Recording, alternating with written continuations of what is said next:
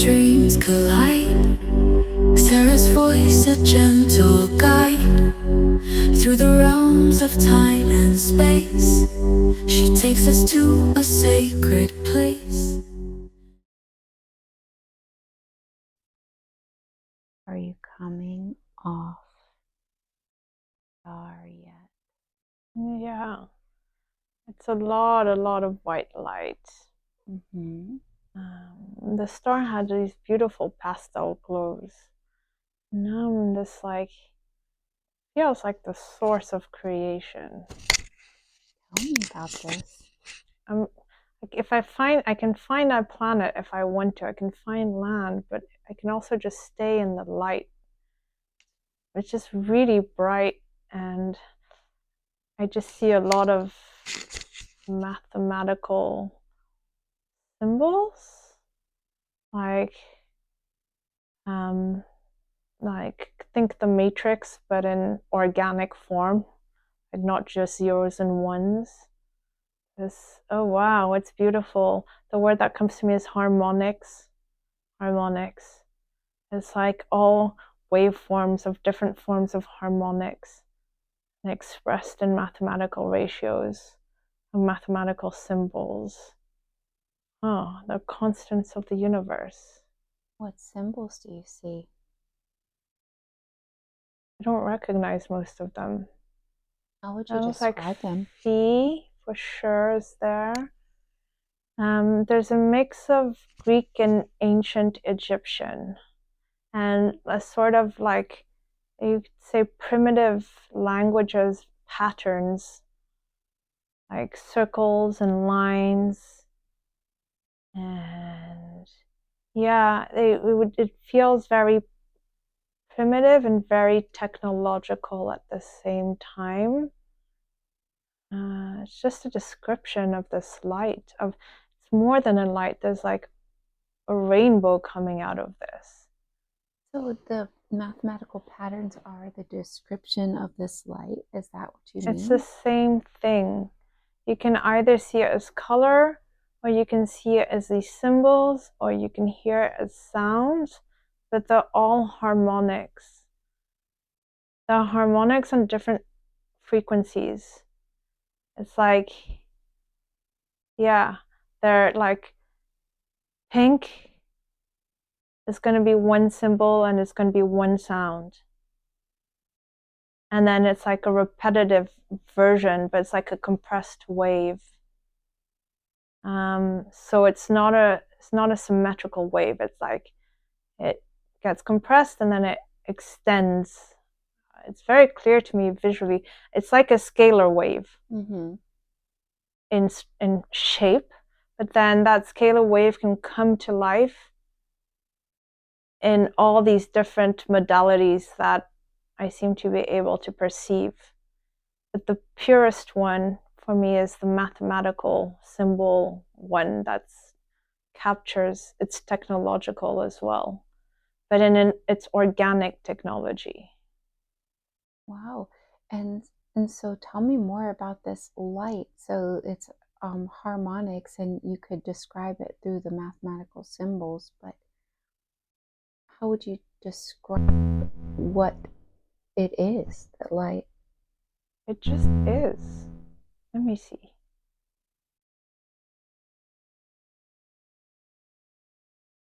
I'm trying to see if there's something behind the light. It's so bright. It's like getting a fire hose in my face. I'm like, can I see behind the fire hose? It's just part of the void. It's like this is complicated to explain. It's like the void is light, but it's dark as well. It's like when water comes out of the earth and it kind of bubbles out, like that. But there's no stream underneath. The stream underneath is emptiness. Oh, so is there anything behind the light? It's just void. It's just void. So black emptiness. Black and then light. That's black and light, but they're the same.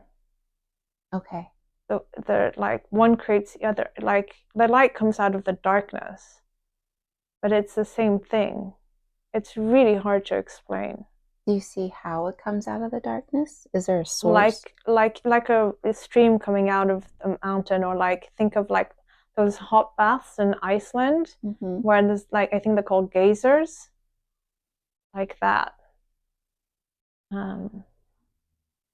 Yeah. And is there anything else about the light that you notice? A feeling of beauty. It's just beautiful. It's very peaceful and very powerful. What makes you say it's beautiful? Tell me about that. It's everything and nothing. It's just harmonious. What makes it beautiful is it's harmonious. It feels like it's, yeah, it just feels like it's a fabric of the universe. And it's organic, and it's life. But life is, it's so cool because it's so technological at the same time. And it's really hard to explain. And as you're there, how would you describe yourself there in the light? If you look down, do you have any sort of body or no body? How do you describe yourself? I'm just part of the light. I'm just like, yeah, I'm just, it's like let's see, it's like it's like a fragment of it. I don't want to use the word lightning but it's the closest image I can bring but it's like, think like vines that swirl. It's not like hardcore lightning that's very square in shape, but it's like these, there's a word in French, filandreux. It's like these strings that are coming out, but they're not. Strings is the wrong word. Then it looks like an octopus. It's not. It's just like fractals. There we go. It's fractals of light, and I'm just a part of a mega fractal. I'm just sitting on it. I'm the fractal, and I'm a point of the fractal, and I am the fractal. So I'm a point on the fractal, but I'm also the entire fractal. And the fractal is infinite. It like loops in itself. And are you aware of the other fractals? If you are the light also, are you aware of what you are doing there? I mean, it's just a source of creation. Tell me about that. It feels. How does creation start? I don't know. It's like, it's just out of the void. It just feels like it's coming out of the void, and it's this intricate pattern of fractals that is beautiful. And it's like, it's really this white light that then turns into like rainbow colors and sounds, and everything is harmonic in its ratios and shapes. And it just, it's like trying to dive at the bottom of a black hole and there's no end to it. I can't go deeper because it just loops on itself. But on the loop in itself, there's darkness. That's fascinating. That explains it. Okay. Yeah, there's like, so there's, I'm seeing the light because I'm blasted in the light, but there's also fractals that are in the darker shades. That are less perceptible. Oh, why? Why are they darker? I think it's just the way our universe works, of duality and how we perceive it. Tell me about this. What do you notice? But it's just a fabric. It's a fabric of reality. It's like a tapestry of fractals that are shades of black or gray or in the dark zone. Like, think of a rainbow in the black side. Instead of a rainbow of light, a rainbow of darkness. And they just loop on each other. Like, one is in the other. It's like this infinite loop. Just cycles. Oh, wow. And a very like, it looks complex, because it's like all these simple interactions that interact with each other create these like complex patterns that are just absolutely beautiful. What do the patterns look like? They're like, think of the patterns you see in mosques, or they're like symmetric and organic, and repetitive, and they have a fractal and harmonic nature to them. Do they look like some sort of sacred geometry type of thing like that, or no? Yeah, but more organic. Think the top of, like, you know, the Orthodox churches. Yeah, they're like round and pointed, like that. There's a roundiness to these shapes. It's not the sacred geometry that I see. There is a sacred geometry within those shapes that create a reflection. So it's like, I would say the shape is the dome of the Orthodox Church, but then the surface of that church would be sacred geometry with all these little fractals. Wow. And then there's like, that's like more like crystalline in what we can perceive of all these like shades of colors that feel very magical because there's a shininess or a reflection in them.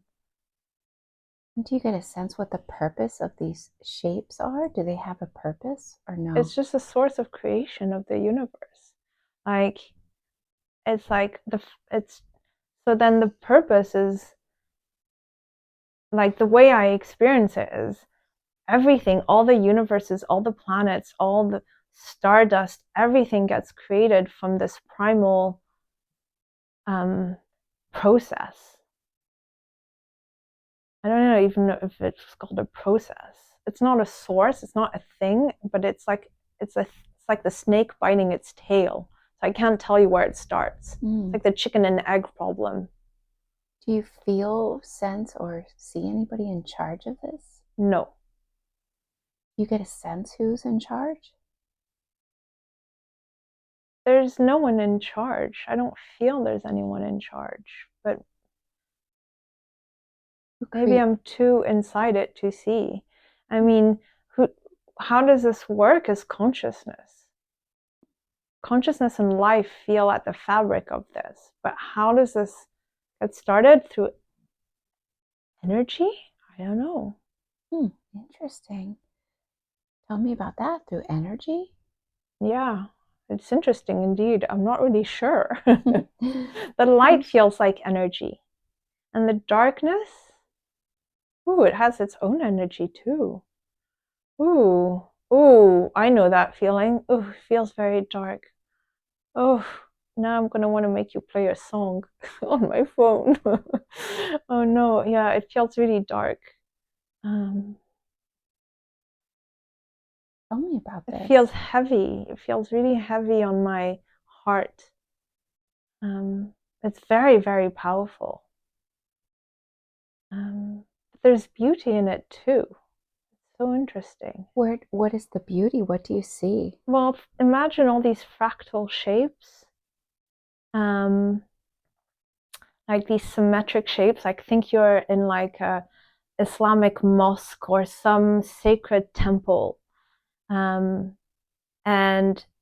usually we associate that with light, but now imagine that in darkness. And there's a lot of power in that. And it's unrecognized power, but it's extremely powerful. Oof, oof. It's resonating with something in temples in the Middle East. Tell me more. Whoa, it's really heavy. Whoa, high ceilings, high columns. Very, very high columns. These are more like Egyptian or square. It could be Babylonian or Persian, I'm not sure. It could be on the Silk Road. It's really heavy, it's really dark. It's like it goes into tunnels underground. And there's like a huge echo. It just echoes through these huge chambers. Huge chambers. They seem to be going underground as well. it just feels really, really heavy on my heart. Like I just want to cringe, but there's also a feeling of ecstatic power. So this dark part of the this fabric of creation is tied to this area and to underground. The feeling I have is there's these like dark temples. Mm-hmm. Oh, really, really like really dark that are harnessing this energy, this dark energy. It's like the temples are built to receive the resonance of this energy. Okay, so they're built to receive this dark energy, but yeah, they're and very powerful. to leverage it for the power of the priests inside these temples, or whoever's in these temples, or for the rituals that they're doing in these temples. Like I'm literally shaking, my entire body is shaking cold from this. Wow. But it's a beautiful darkness. It's just something has turned evil. You get a sense as to on earth. What is turned evil through this? Greed, power, a desire to master the material realm to the extent of hurting others, but without realizing it. It's just I don't know, it's like this bulimia of greed for power, of hunger for power, and realizing that these energies can be harvested for this. But at the source of creation, it doesn't weigh so heavily on me. It was much more magical and beautiful and balanced and harmonious. This feels like something has just turned wrong. Wow. And can you see about the tunnels? You said there were tunnels that are harnessing this dark energy too? It feels like they're linked. This feels like, let me just check in. It's linked. I don't know how it's linked. It links to tunnels under Atlantis. Oh my gosh, it's really dark. And it reminds me of, I was at this witch forest in Madeira. Mm-hmm. And I put my hand on the trees and was taking down all these tunnels, which felt like Atlantis. Something's really dark. These are much more organic, they're less structured tunnels deep under the earth. Can you tell me about the tunnels in Atlantis? Yeah, I'm just in emptiness. I don't see much. Treasures hidden somewhere. Ooh, gems. Some form of treasure. Wait, these are not just physical crystals or gems. There's a spiritual aspect to these. These are very powerful spiritual gems. They're stored in, for sure, there's like the crystal or like stones that capture this power, but there's more to it. Wait, there's tools developed, tools to harness this spiritual energy. Like what tools? I'm thinking pendulums, structure. I don't know. It's beautiful, but it's just misused energy. It makes me so cold. It really hurts my heart space. Wow. I want to say green and red crystals, but there's sapphire. Am I seeing sapphire? Wait, let me just sit with this.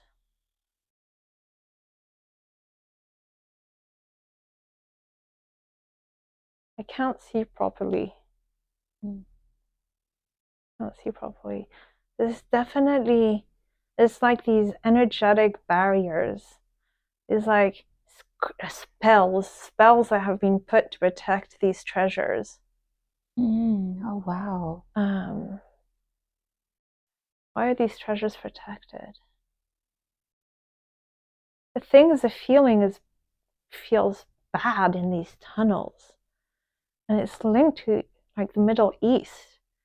Interesting. And yeah, and it's linked to these gems. So Are the gems harnessing this negative power? No, it feels like stolen treasures. And there's spells to protect the stolen treasures. Oh, so they were stolen. And yeah, that's how it feels. Someone has hidden some beautiful stolen treasures deep into the mountain, or with the land, or the earth. And then there's all these empty tunnels. It looks like there's nothing. And if you search far enough, there's rooms with treasures, crystals. What do the crystals look like? They have like the Concorde, what are they called? Obelix shapes. You have obelix. I see obelix shaped crystals. I see many colors. I see pink, turquoise, red, green, emerald, not green, ruby, not red. What are these? Why are these crystals hidden? Why are they so important? That's a great question. I wish I knew. But they look important. Codes of humanity comes to me. Oh, interesting. Why do they hold the codes of humanity? Power. Harnessing power. To harness power.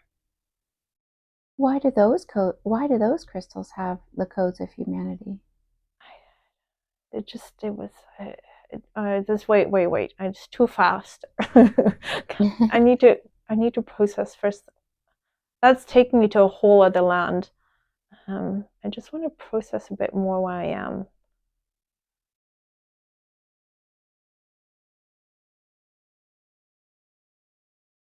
I'm trying to answer your question, but it feels I need to process something first. Oh, that's fine. I think it was first the question of why do people want these crystals? How are they intending on using them? There's a mystery with these temples in darkness. Okay, we might come and revisit the temples in darkness. I'll try go to the why do these crystals hold the codes of humanity? It's the fabric of the universe. It's like the codes of Earth. Let's see, is there something else beyond this? Resonance, that's it. It's resonance. It's the way of capturing knowledge and technology and what the power of humanity and the potential of the power of humanity from the outskirts of the universe gets captured in these crystals through resonance.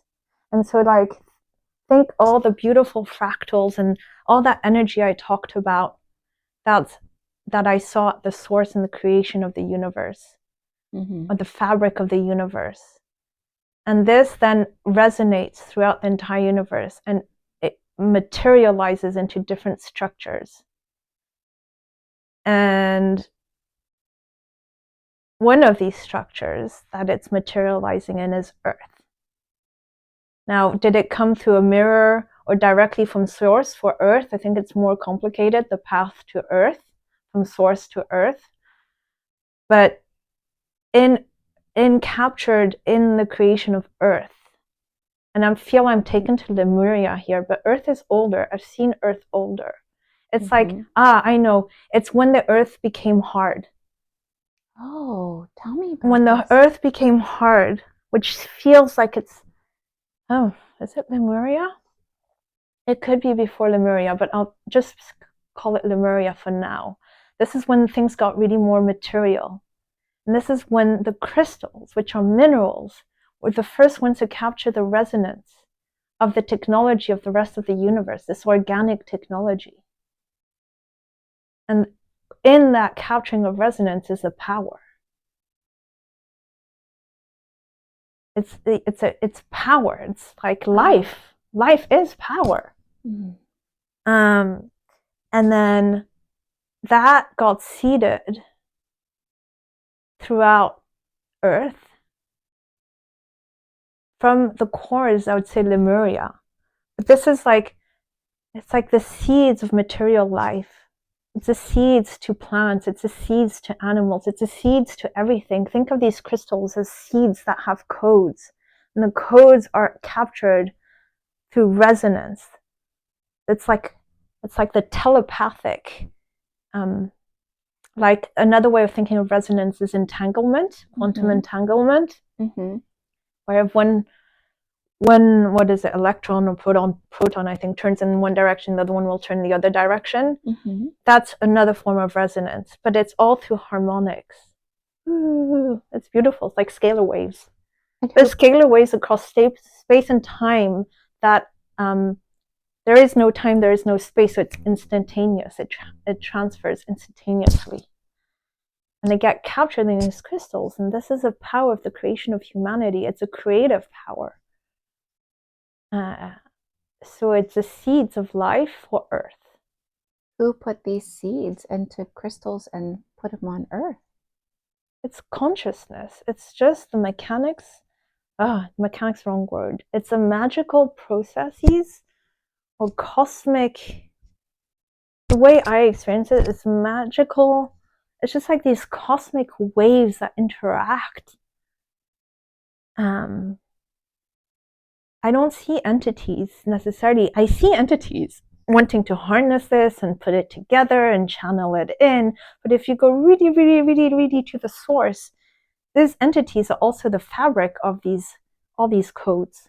Wow. And so if you want to go all the way to the source of creation, beyond these entities, that's what these codes are. They're the fabric of the universe. They capture the fabric of the universe. And then the way I would describe it is, if the universe is constantly like creating itself out of nothing, and nothing is something, it's really hard to describe. That creates, like, we can say it creates different forms of life in terms of planets, souls, some would say aliens, whatever it is that's in this universe. And then there's different levels of engagement and intelligence, and different types of intelligences captured in each of these entities. And each entity is also alive at a different plane of existence, which is how material are they? Some are less material and of higher frequency, and some are more material and of lower frequency. And so these entities will each specialize in their own form of intelligence. The intelligence we have on Earth is intelligence of knowledge that we're developing at the moment. But they then will harness and channel this and shape it. Think of someone like making a clay pot, except it's with these resonant harmonics. There's these mathematical symbols, this light, this color. That's the way we perceive the creation of the universe. And they get like molded by these entities and into these crystals that land on Earth. But these crystals they have the primordial source of creation in them, since everything stems back to the primordial source of creation. Really hard to explain. No, I understand. And then, so now that the crystals are on Earth, how does the Earth use the crystals, or how does that work to create something? So they hold the codes of creation. Does the Earth work with it, or who works with the crystals to create? I think that there's a problem of identity here. There is no Earth as an identity. That's where I get stuck with. It's for me, there isn't, across space-time, there isn't an identity. It's just these fractals interacting.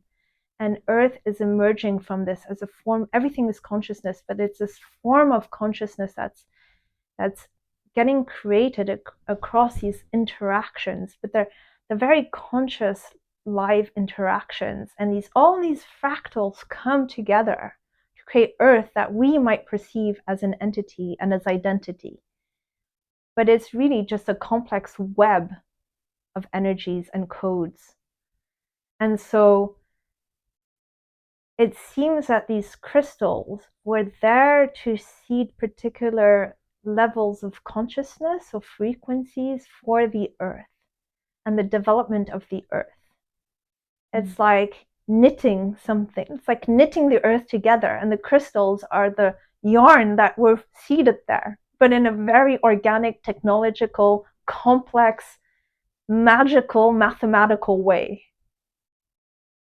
Oh, and so this dark, in the dark areas, they want to harness these codes for their own benefit. So then there's a darkness to the universe. That dark energy is extremely powerful. It's really powerful. Now, the light energy is just as powerful, but it's not to be underestimated how powerful it is. It's powerful because we discard. We don't realize this energy exists. And so it seems that in its materialization in the area of the universe of where Earth is, something as the Earth became hard and these entities of consciousness came to life, humans, other forms, humans in particular, or variations of humans. I'm not sure with the same humans today as it was in the Lemurian time, but the essence is there of the human. Something went wrong. This is the fallen star. I think the intention was good at first, but there's this desire for, it's like this thirst for keeping power for oneself at the expense of others, because it feels so good. And the ultimate form of this is spiritual power, which is tightly linked to sexual power. And there's a desire to harness this. Think of like this notion of hoarding, of grief, of scarcity, of there's not enough. And just like, it feels so good. I just want more, more, more, more, more, more, more, more. It's like nearly an addictive behavior. And so it seems that something must have happened where some entities have wanted to harness these crystals. And yes, they found these crystals and they kept them from themselves. And I think it's not so black or white. There's something really, really dark about it. But there's also a realization that this is very powerful knowledge that needs to get protected, or it can be misused. But I think those who protect it might be abusing of their power. It's not black or white. This is very divided. Tell me more. I think the knowledge, let's see. Let me feel my way into this. Okay, high priests. High priests, definitely some form of like priesthood. Keepers of wisdom, keepers of power, keepers of knowledge got corruption. Its word is corruption. But no, what comes to mind is stuff got hidden to protect people, but I'm not sure why. But let's just assume that was the right thing to do. But then it's like some people stole some of the treasure for themselves and hid it in their own hiding place, and like, we're just going to keep this for ourselves. There's like a common community agreement to protect the knowledge, but then it just feels like some people stole some of the treasures for themselves and hid it very far.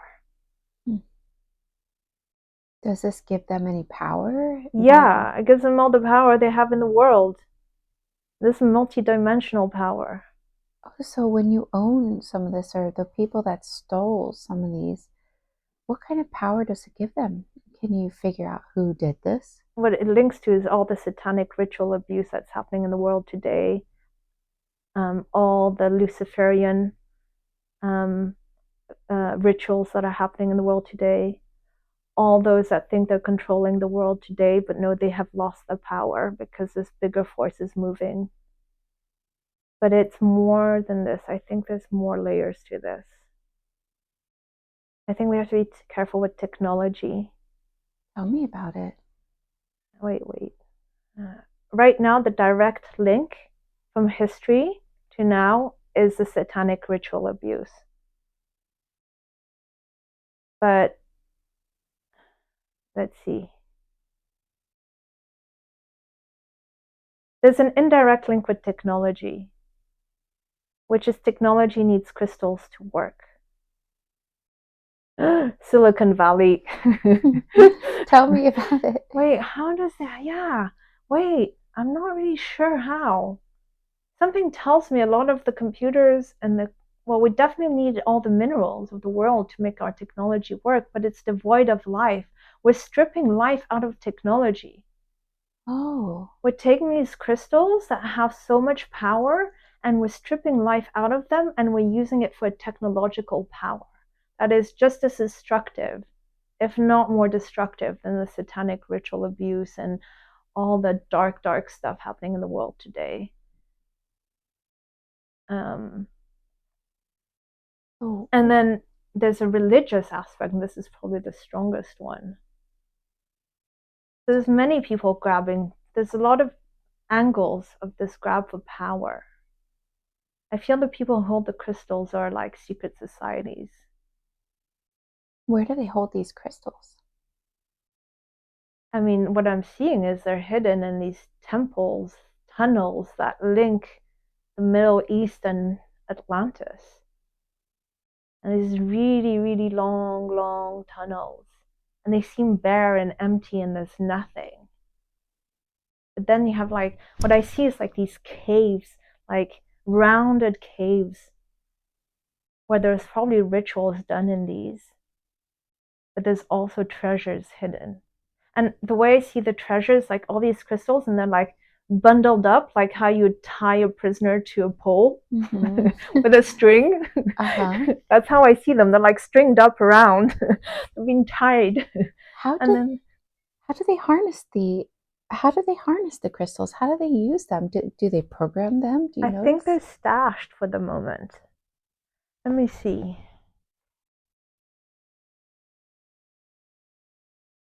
I have to go back to the temples of Egypt. But being used as something really dark.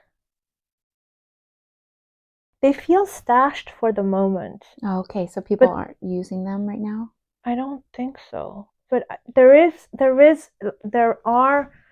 they have been used for, there's these dark temples that I see, like really, really dark, like I'm just shaking, I'm so cold.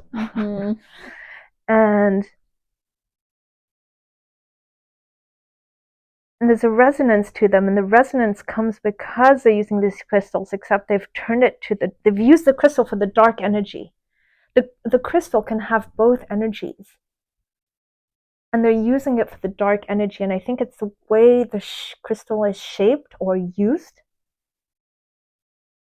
It must be something, you know how I said with the pendulum? I don't know, or where they position it, or how they position it. So it must have been used in these temples to create these temples and to create this dark power. And then they've been stashed because that energy is already captured in the temple. Oh, and are they aware that it's for the dark?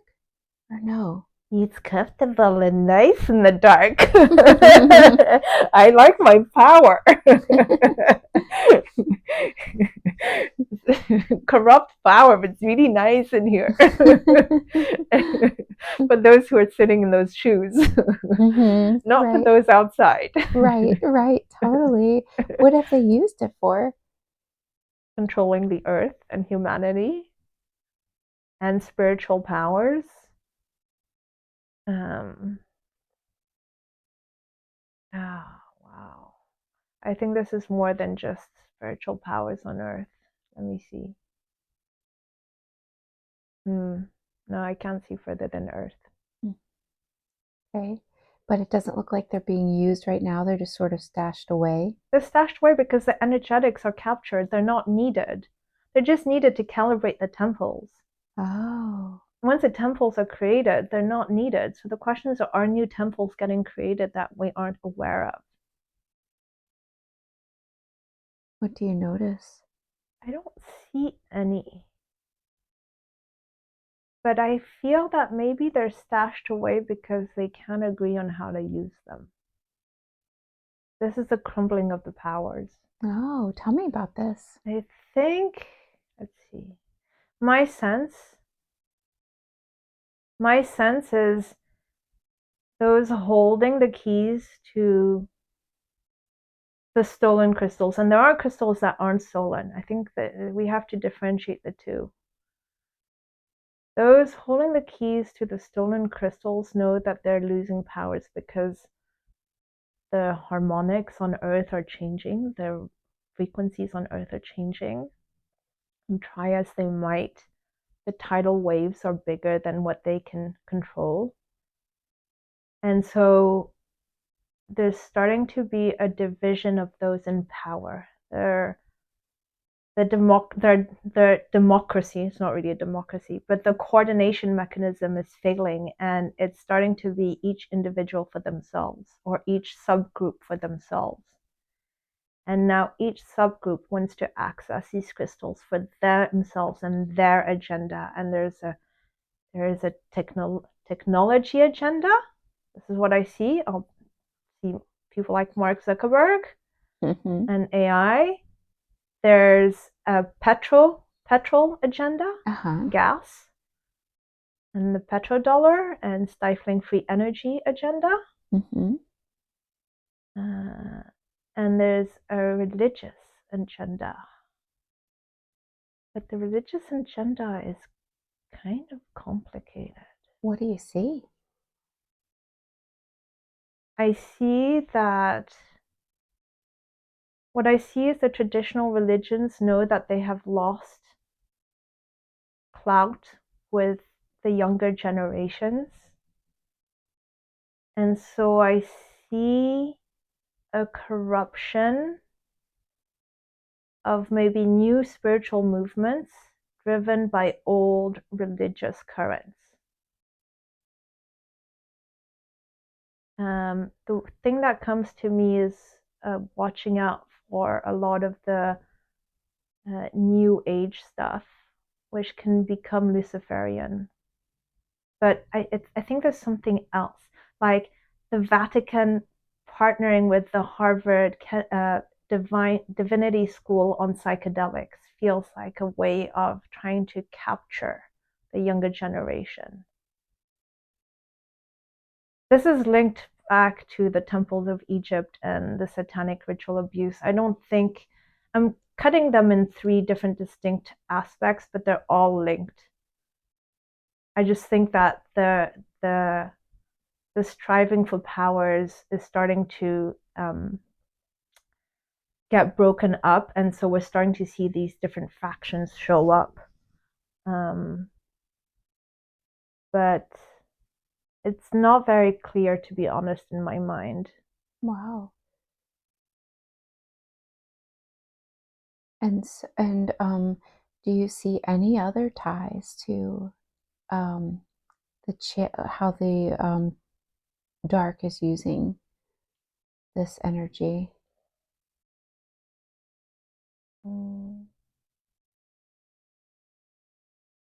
Not in the current time. And you were seeing that the harmonics of the earth are changing. Could you tell me more about that? What do you see?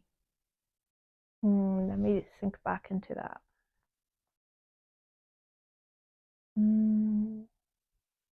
The best way I'd say is like there's fresh water coming into the stream. Except it's like this bubbling of like creative energy that has all these fractals and codes of the universe, of consciousness, of life, of the fabric of reality. It's just like there's just a new wave coming in. It's like, yeah, when you're by the ocean and the tides are shifting. It's just the cyclical nature of the cosmos and of this local region of the cosmos, of Earth. It's like, think of a little whirlpool in the corner of the universe. So this is cyclical? Everything in the universe is cyclical, but I don't know where Earth is going. It's growing somewhere. I can't tell you where it's going to end. What do you see? It's But growing. it's cyclical for sure. It's going to go out and in and out and in, but then Earth might disappear and it might be another planet somewhere else, right? It's like, what do I see? I mean, I see an Earth that's not material anymore. It's less dense. Yeah, I just basically see these cycles, and it's like a density of the Earth, and then it's less dense, and then it's more dense and less dense, and eventually it's just like poof, the Earth is gone. But there's like millions and millions, if not billions, of years, like in time, even though time doesn't exist. Oh, okay. So it's just part of the fractal. It's just part of the It's just consciousness. It's just part of the It's Mathematical, cyclical notion of the Earth getting. Yeah, it's just a creative aspect of the Earth. But it's like surfing, right? You just surf the wave. Waves have changed. But right now you see it getting less dense. What do you see is happening to the Earth right now? Happening to the Earth right now. It feels, the change is structured, but it feels chaotic. This is going to feel really messy. These are in the archetypes of the unconscious.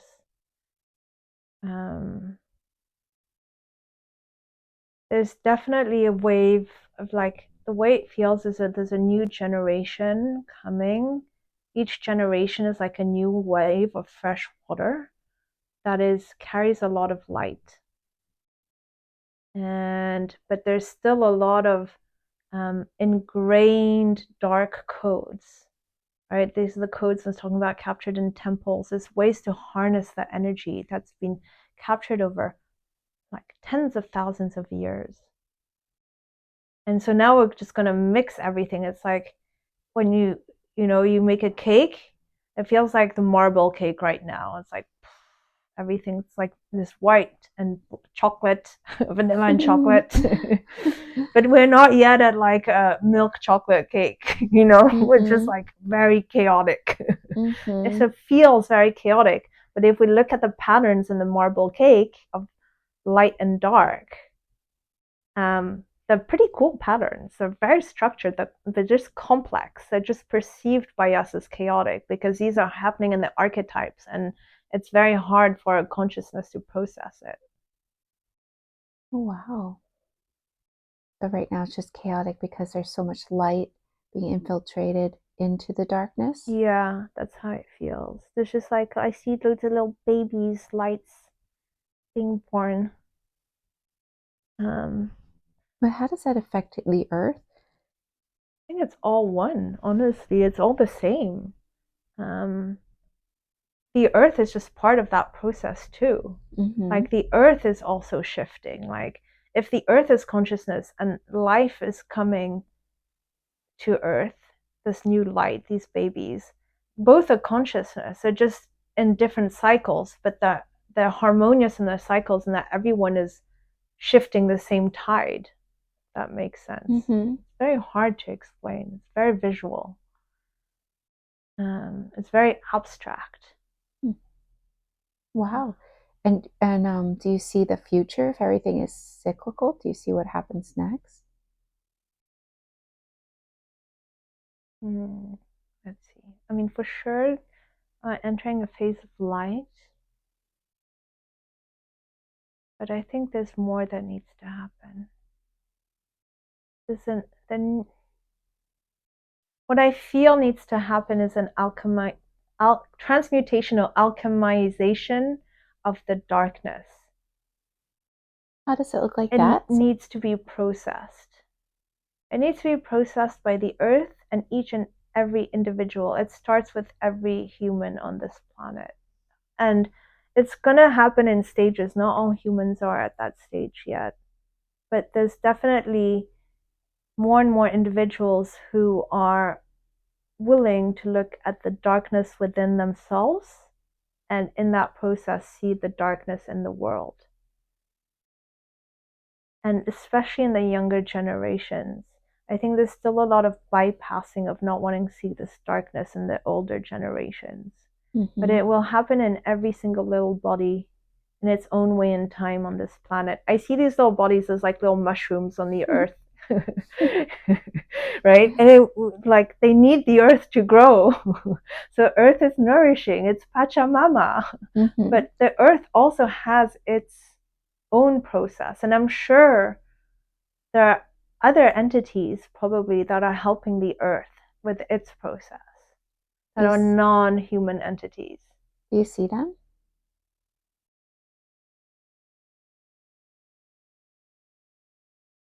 I would say they're alien. They're more like alien rather than like souls. But aliens have souls, but they're more material, less like angels. And See what they highly technological. It's like they're trying to help Earth in its process of regeneration.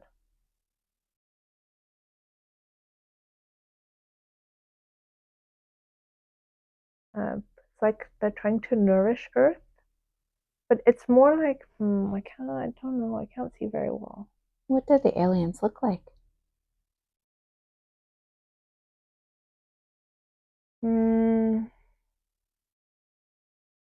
I would say your standard.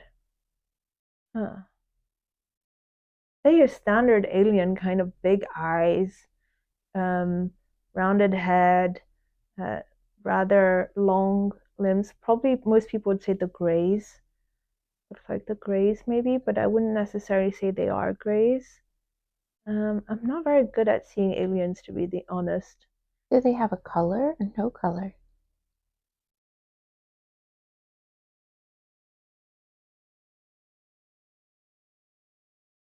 The reason I say aliens is I feel more like there's conscious entities in spaceships trying to help Earth, and I can't see the body of these conscious entities.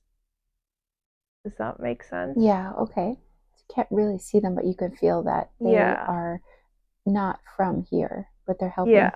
What are they doing to help the earth? You said they were helping her regenerate? Yeah, it's like an element with the processes of Earth. It's like biohacking Earth. It's like, but at a conscious level. Like, it's like it's like an IV for Earth.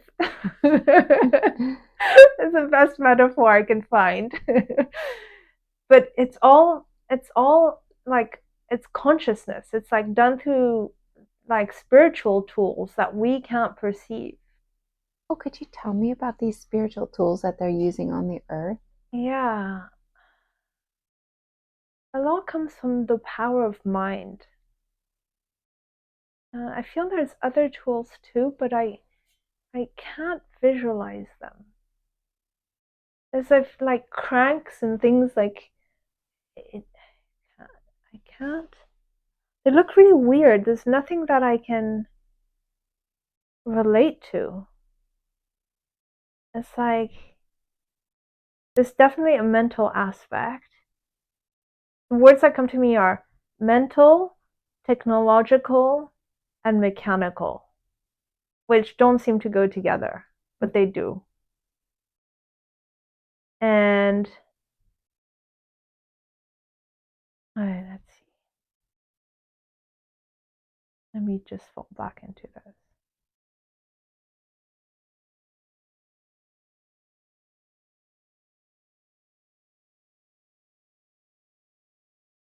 No, I can't see more information. Okay.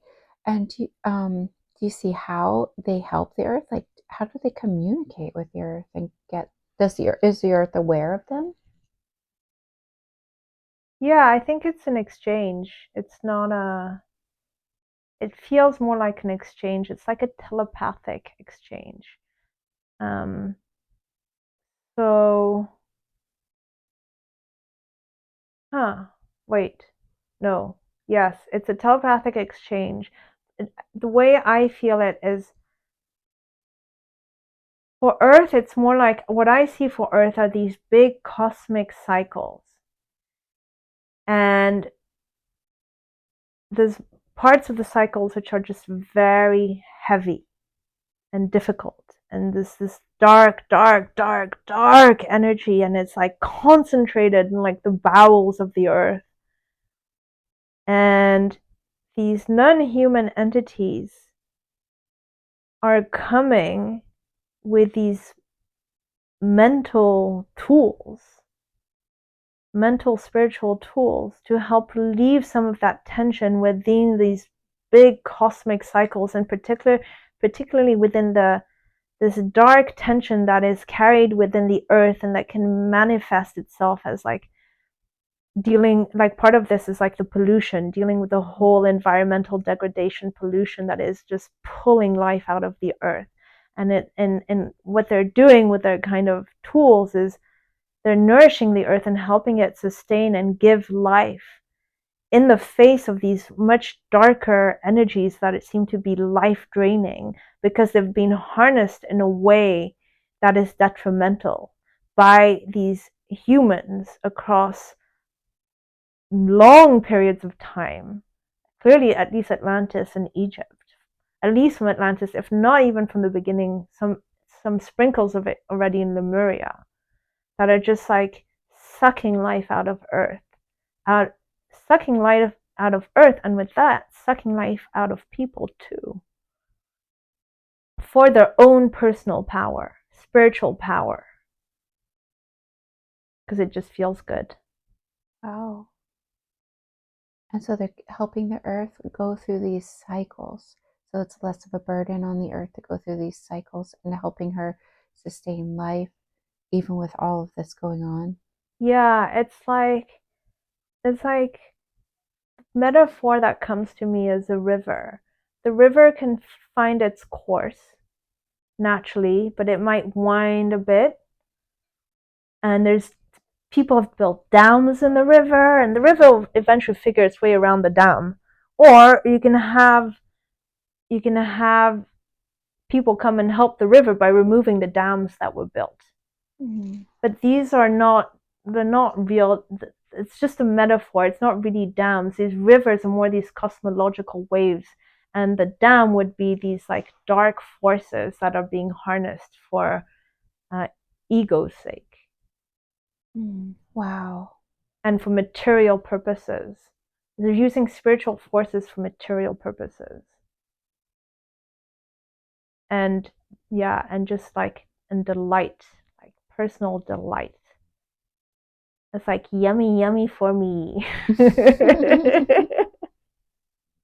Wow.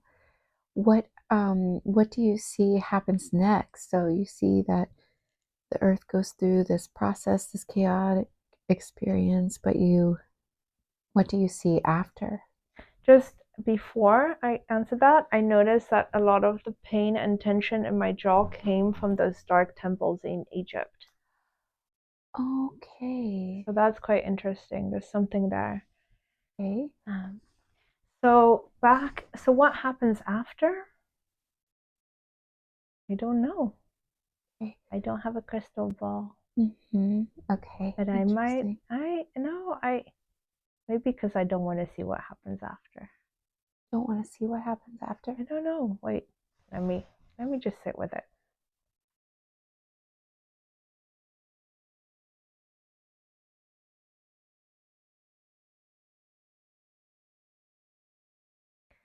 I can tell you I see an outcome of life, flourishing life, but I can't tell you the steps in between of how that will come to be. I feel there's a lot of life coming, but I can't, it's like, I can see the plant has grown, but I can't tell you how the plant will grow. I see. Mm-hmm. Yeah. Thank you for that. And do you see anything else that looks interesting about this?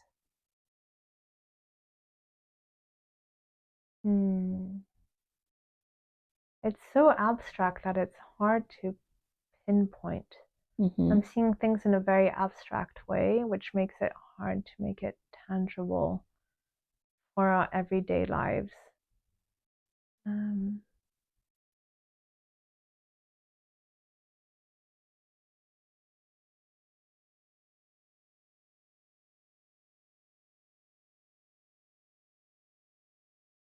No, I don't see anything else.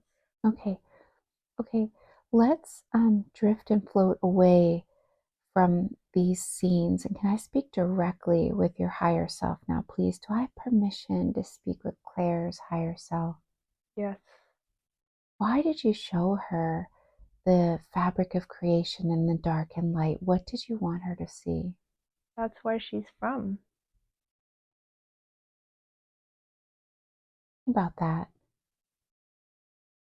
Well, she's come from far away. She's traveled the universe.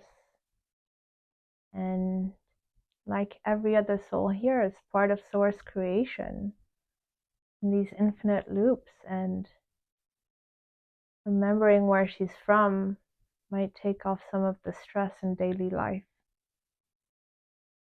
Well, now that she remembers where she's from, how can she then go about taking the stress off in daily life?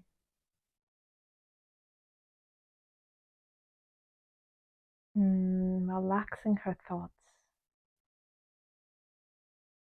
making things easier for herself.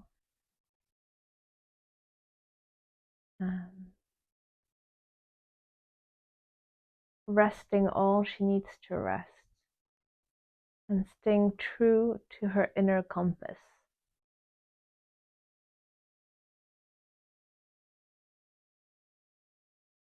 Where is her inner compass headed? Can you check in on her inner compass? Where is she headed? What is her purpose here? To nourish humanity, to nurture humanity, to create an impact on humanity that can last generations.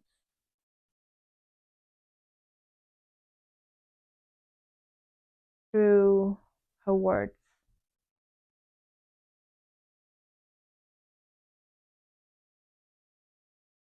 And to help those willing to listen and who are really dedicated to truth heal themselves, and in particular the feminine wound within themselves, because that is her journey. How can she best fulfill this journey? Wait, there's more. It's not just about healing. It's helping people remember who they were and to go back to experiencing the universe, creation, pure source, or gnosis for themselves. It's more than healing. It's reconnecting to the divine within. It's helping people find the divine gold within themselves. No, it's helping people find the divine light within themselves. And it's not find, it's reconnect to the divine light within themselves.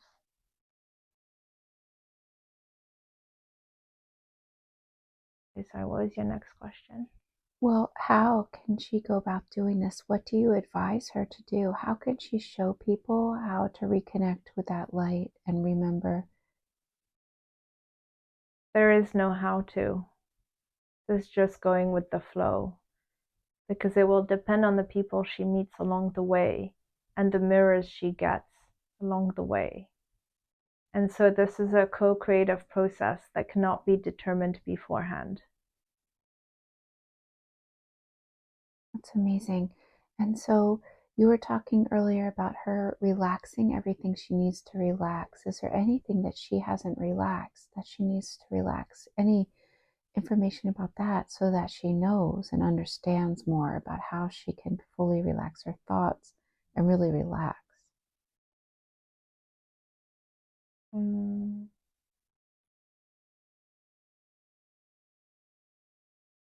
She needs a safe space, acoustically, and that is in harmony with nature and that has a lot of light. She just needs a home that can hold her, where she can go and resource herself. She cannot help others if she cannot resource herself. But in building what she wants to create for herself, she will help other people. Well, what about now? Because she says she's living with her mother. What do you want to tell her about this? To go travel the world where she is being called and to follow the leads that resonate with her heart, not her head. The homes with an S will reveal themselves in due time. Okay. Do you have any advice for her now that she's living with her mother? Is there any advice you want to give her on maybe that relationship? All is good.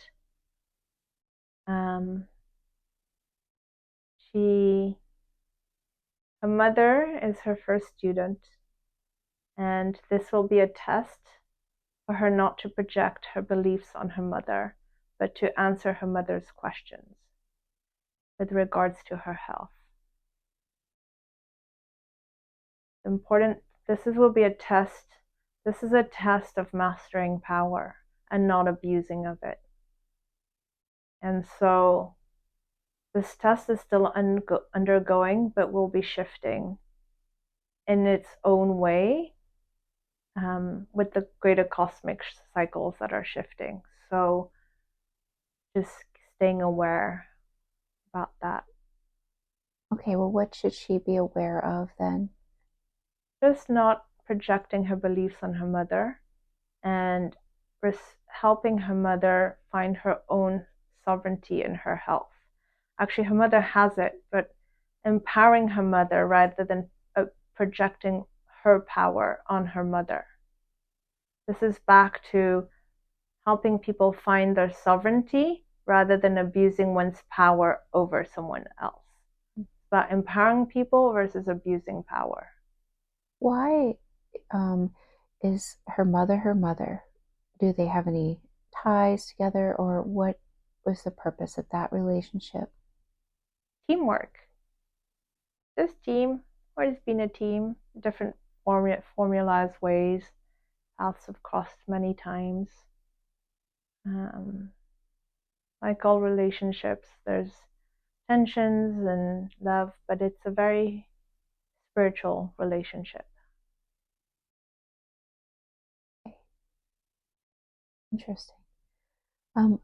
Why did she experience so much trauma in her early life, and why did this trauma resurface through her journeying with plant medicine? Why did she realize she was abused? This is just part of making sure she's on track for what she's come here to do. The trauma has protected her from the materialistic beliefs of this world by keeping her in her head and imagination. The bullying was a way of protecting her from falling into the pitfalls of culture and society.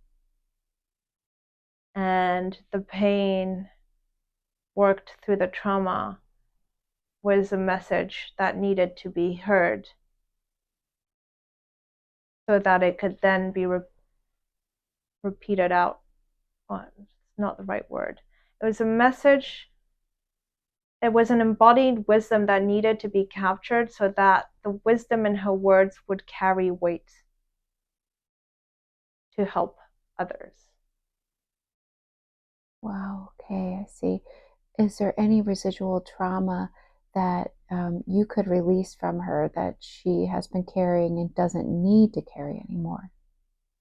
Yes, a punch in the left part of the face. Tell me about this. Yeah, it's not clear where this punch is coming from, but there's definitely been a trauma to the left side of the head, a physical trauma. Has she learned all she needed to learn about this, or is there more?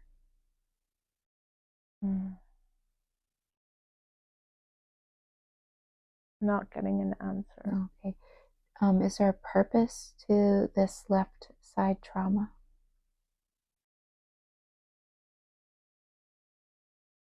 There is, but she needs to figure it out. Oh, okay. What is the very root cause of this trauma? The very root cause?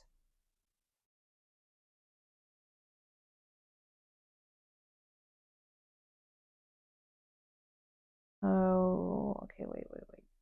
I'm going as far as I can. The root cause is she abused of power. And she is very powerful. And so there are entities that don't want her to express her power in this world. And so it's a kind of double root cause. One is what you seed comes back to you. And the other one is because you're so powerful, there are forces against you that don't want you to express that power. Well, and looking at this, what do you advise her to do then about both these things? She's already processed it. Nothing more to do. What about the entities that want to suppress her power? It's just a game. As long as they don't get any attention, they won't be able to have power over her. The key is not to fall into their game.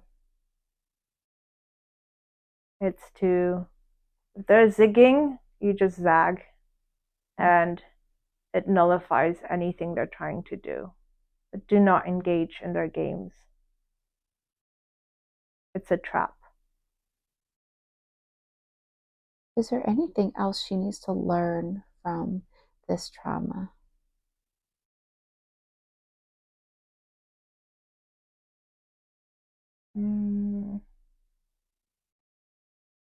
So what comes to me is something with children.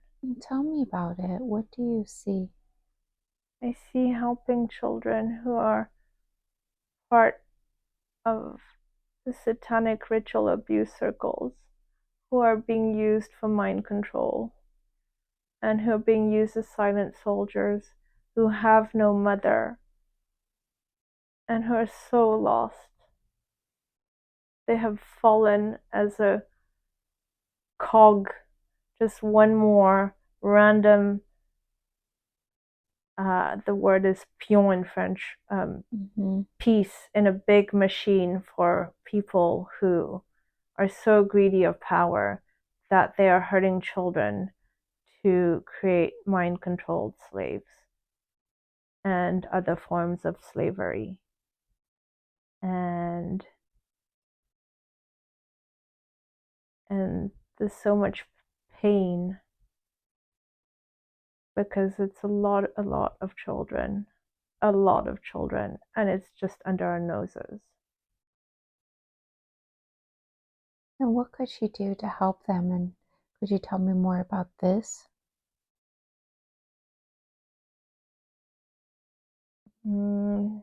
Something around combining her communication systems, technological understanding, her experience of being abused, and her sacred or divine power. How it will come together is unclear. Can you look deeper into this and just get an idea of what it might look like? Speaking for the children, giving the children a voice, giving these children a voice. That's what it sounds like. Okay.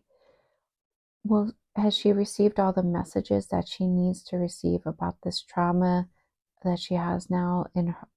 Has she received the messages? She understands what she's supposed to use it for, and she understands that she abused powers, or anything else she needs to understand about this particular trauma.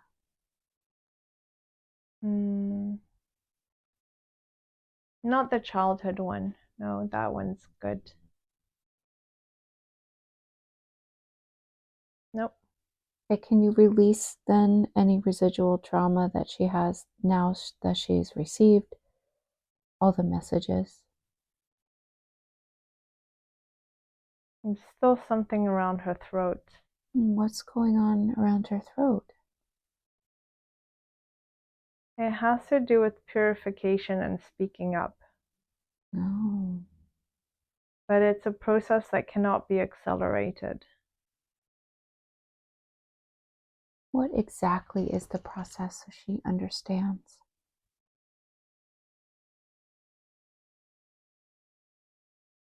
The body can only detoxify at a certain rate. It needs time to detoxify, and patience and nurturing. So she just has to go with the body and learn to listen to the body. This is a lesson in listening. And the speaking up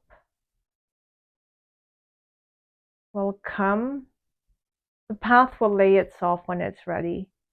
If she's not feeling inspired, is it's still too early to speak up. This is a lesson of less is more when it comes to words, and that some things need to be processed in silence, in the confines of one's heart. Okay. Okay, I see. And so the process you were saying earlier is that it's really a lesson in learning to listen to the body. Is that correct? Yes. Okay. Okay, and so she fully listens to her body, then what will she notice? Things will clear up, and she will feel lighter and healthier and more resilient. But if she pushes too far, her body will let her know. This is a test of energy well used and not mishandling one's energy. It's an enormous gift to have this energy. It's to be used wisely and with focus. And there are a lot of distracting games in the world today. And it's very tempting to get pulled one of those rabbit holes. The big watch out is to watch out for entertainment. Things that feel entertaining may not be true to the heart. What should she watch out for that's entertaining? Crypto myths, technological myths, anything that has an element of FOMO. Currents of beliefs of people, stories people believe in. Those are all superficious. I can't speak anymore. Superficial. Nah, I can't speak. Well, that was one of her questions about crypto. What do you want to tell her about this? Is this so? You said don't listen, like to Bitcoin. Like what? No. The crypto myths is memes is different than Bitcoin. Oh, okay. Rather than listening to other people's stories, she should just create her own stories. And out of that will emerge some cool projects. She should just follow her heart. Turn inwards. Turn to the feminine inwards. Stop getting distracted by the masculine outwards. That masculine outwards is corrupt, it's in pain, and it's not the part that needs nurturing and healing in the world today. It's not the part that will move humanity forward. what will help humanity move forward is to rebalance the two. And for that, we need to put more weight on the feminine. So it's about finding the feminine aspects, the gentler, softer, kinder, more compassionate stories and technology, and bringing that into the technologies of today. And you said you want her to create her own story. Can you tell me more about that? She will find the right stories, but Bitcoin might need a new story. And maybe there are other narratives and stories in the world. If a story is meant to come, it will come to her in due time. In the meantime, she can just stay neutral and focus on healing her own inner wounds. And that now turns into creative expression. All forms of creative expression should be for art for herself. And in helping herself through her art, she will help others. She doesn't need to expressively go and try help others. What kind of art should she focus on then? Something to do with technology and life. Something that the world might... It has to do with words, definitely using words. But part of me feels that the technology is not ready. Something will come. Now is not the time. She will know when it comes. Okay. Well, she was curious about Bitcoin. What's the potential of Bitcoin? Everything about Bitcoin she knows already. She knows more than like 99% of people on the world. Okay. So what she's receiving is correct then? She has a good logic. She just needs to use her logic. Intuitively, she knows what's right. She's always known what's right.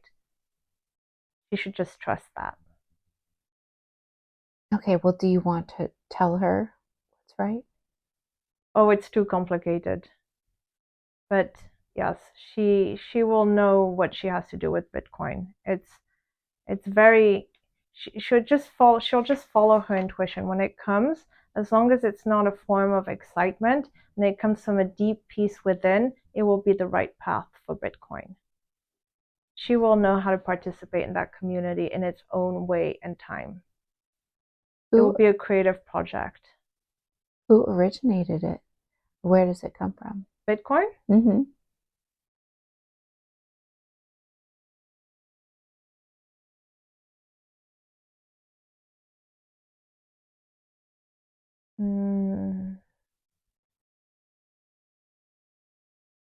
Passionate individuals who were spiritually driven without being in touch with their spirituality. They got a download from the universe. It was a creative project that got birthed out of constraints and ended up being an elegant protocol. It was designed to be neutral and as an experiment. The future of Bitcoin depends on the people around it today, not on its creators. So in the end, it doesn't matter who the creator is. The creator did the most important thing that they could do, which was to keep it anonymous. Keep themselves anonymous, because by doing that, they have led the technology and made the technology neutral.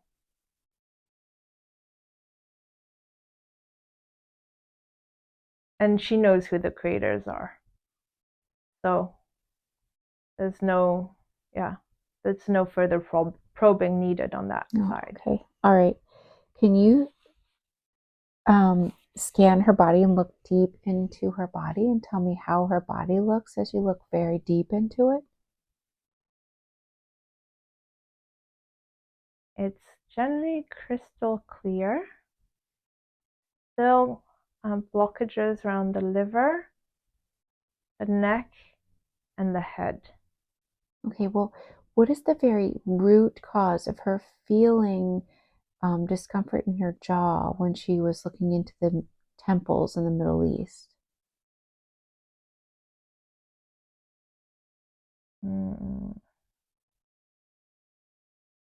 Something linked to darkness and evil powers.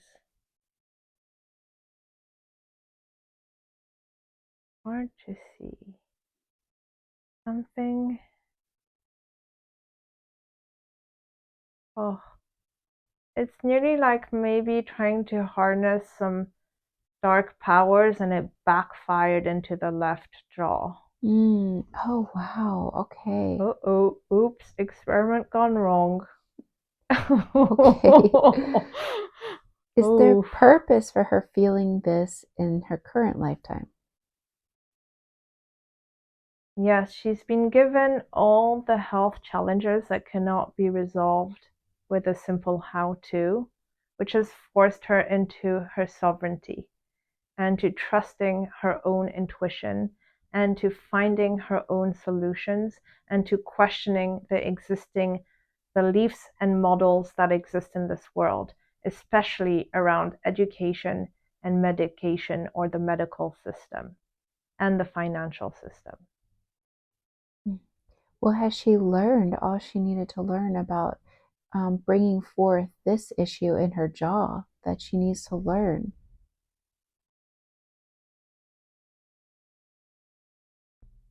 That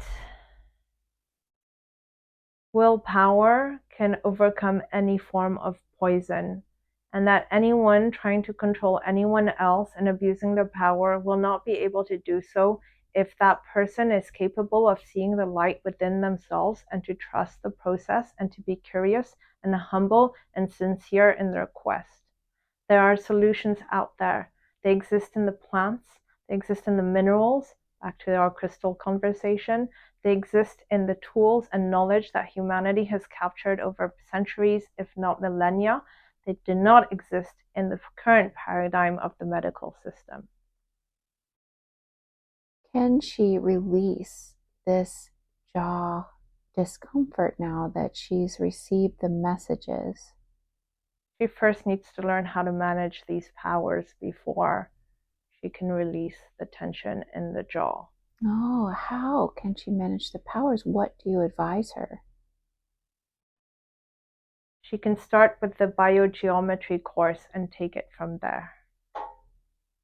What will happen when she takes this course? She will learn to harmonize powers, and she will learn what are detrimental powers and what are healing powers.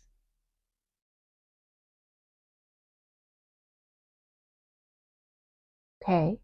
Well, since she's going to take this course and understand that, can you release the discomfort so she doesn't have to feel discomfort since she's taking the course?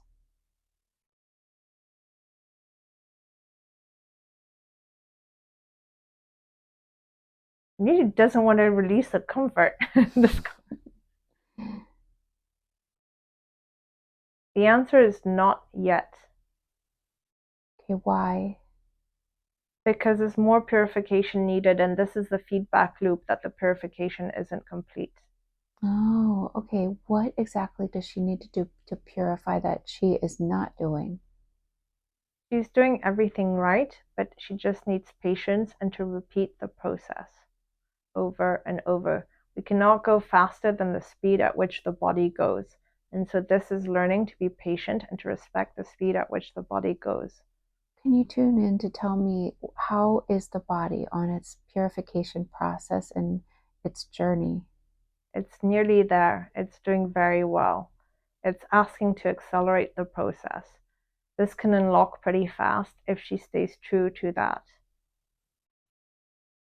within months. Okay, great. Is there anything that you see that would be beneficial to her to help her with this process? Less is more.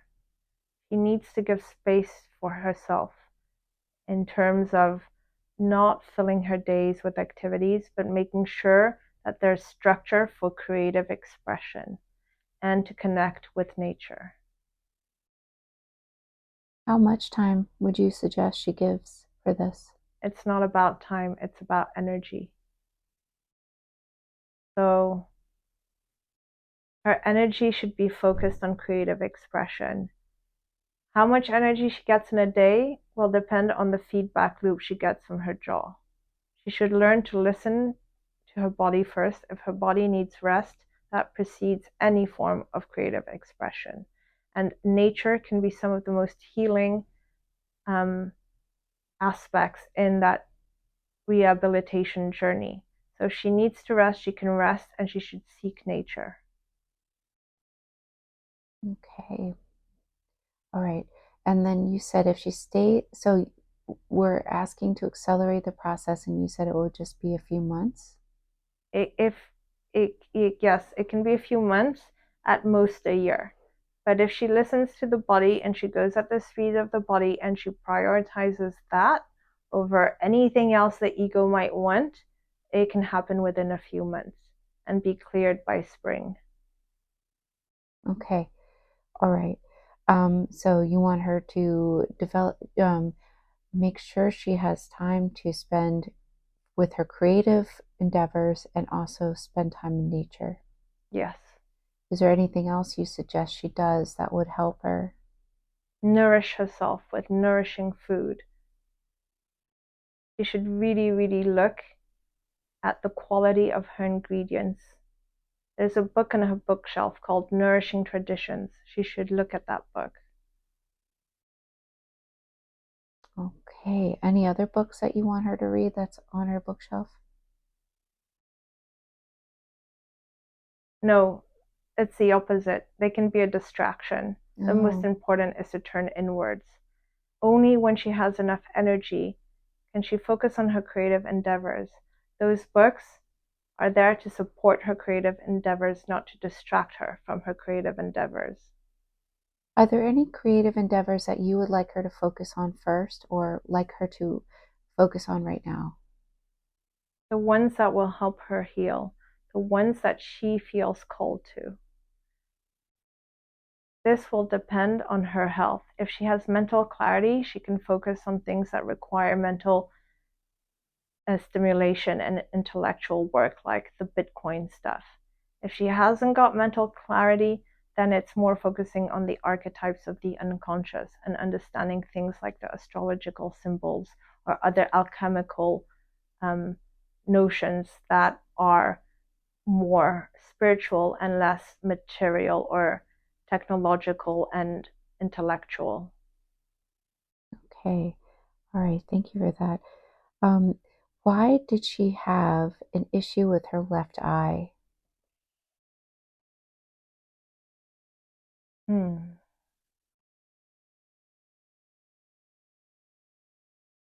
There's no answer. Can't find an answer. Okay, well, how does her left eye look now? It has scars from that infection. Oh, there's occult stuff behind that infection. Tell me about this. This is occult sprinkling. It's a sprinkling of, this is what she saw. There's occult forces behind COVID. This is just occult magic dust. Fortunately, it went through her eye. So there's just scar tissue there. How did it go through her eye? Can you tell me about that? So she saw something and it went through her eye? It was in the air. The stuff was sprinkled in the air. What was sprinkled in the air? Something toxic. Unclear what it is. How did she receive it? She was just standing outside. But why did she develop an issue with because of it? Because she's sensitive. She's more sensitive than most people.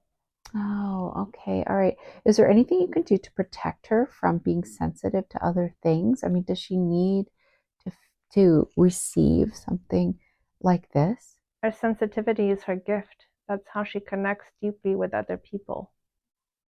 So the more resilience she builds in resiliency she builds inside, the less protection she needs. She doesn't need protection. What she needs is to build resiliency.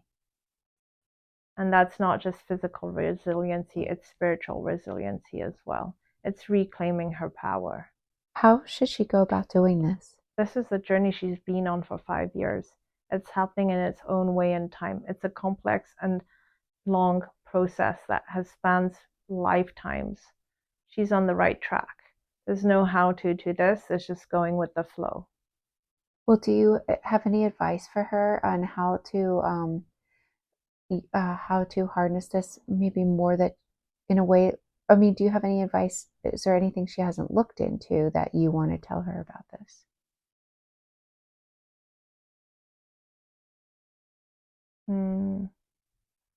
No, she tends to look everywhere.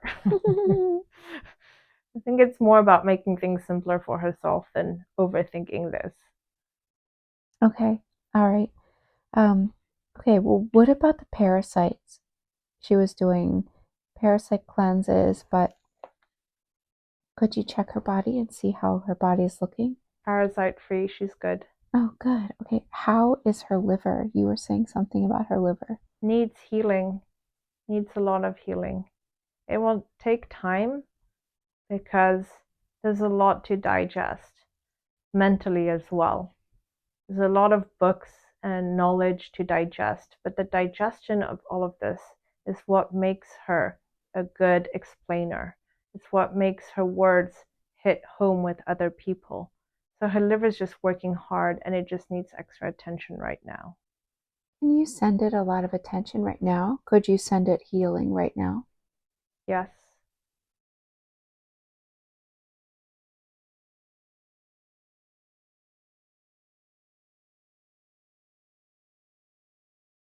Okay. Send it some love.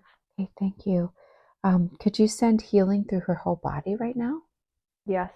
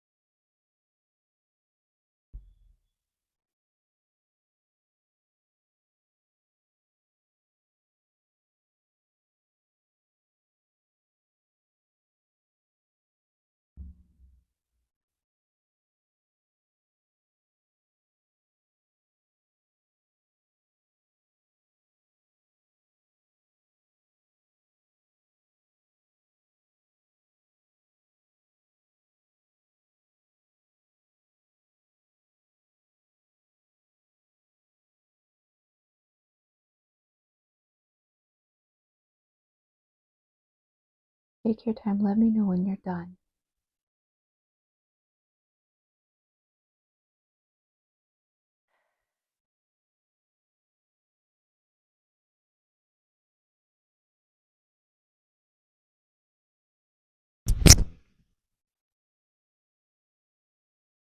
That was a lot of talking. Oh, okay. I meant when you're done healing the body. Oh, I meant in general. No. Just taking a deep breath. And release any tension. Sink all the way deeper and deeper. Relax. Can I speak directly with the higher self again, please?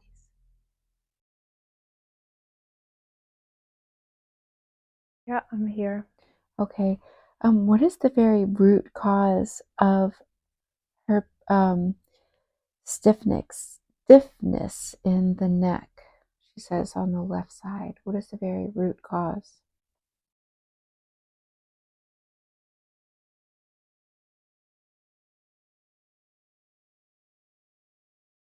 I'm not getting an answer.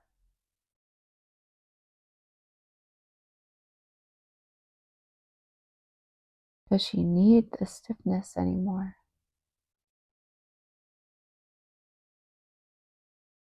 It's there to tell her something needs addressing. Can you look deeper into this? Can you look deep into that area for me and tell me what's going on with that? That area is hurt inside. Something is hurt in there.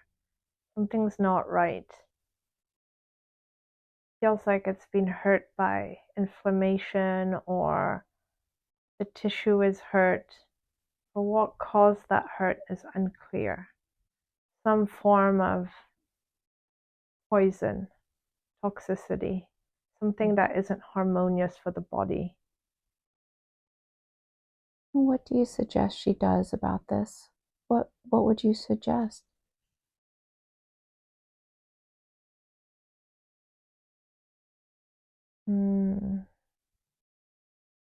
Continue her heavy metal chelation,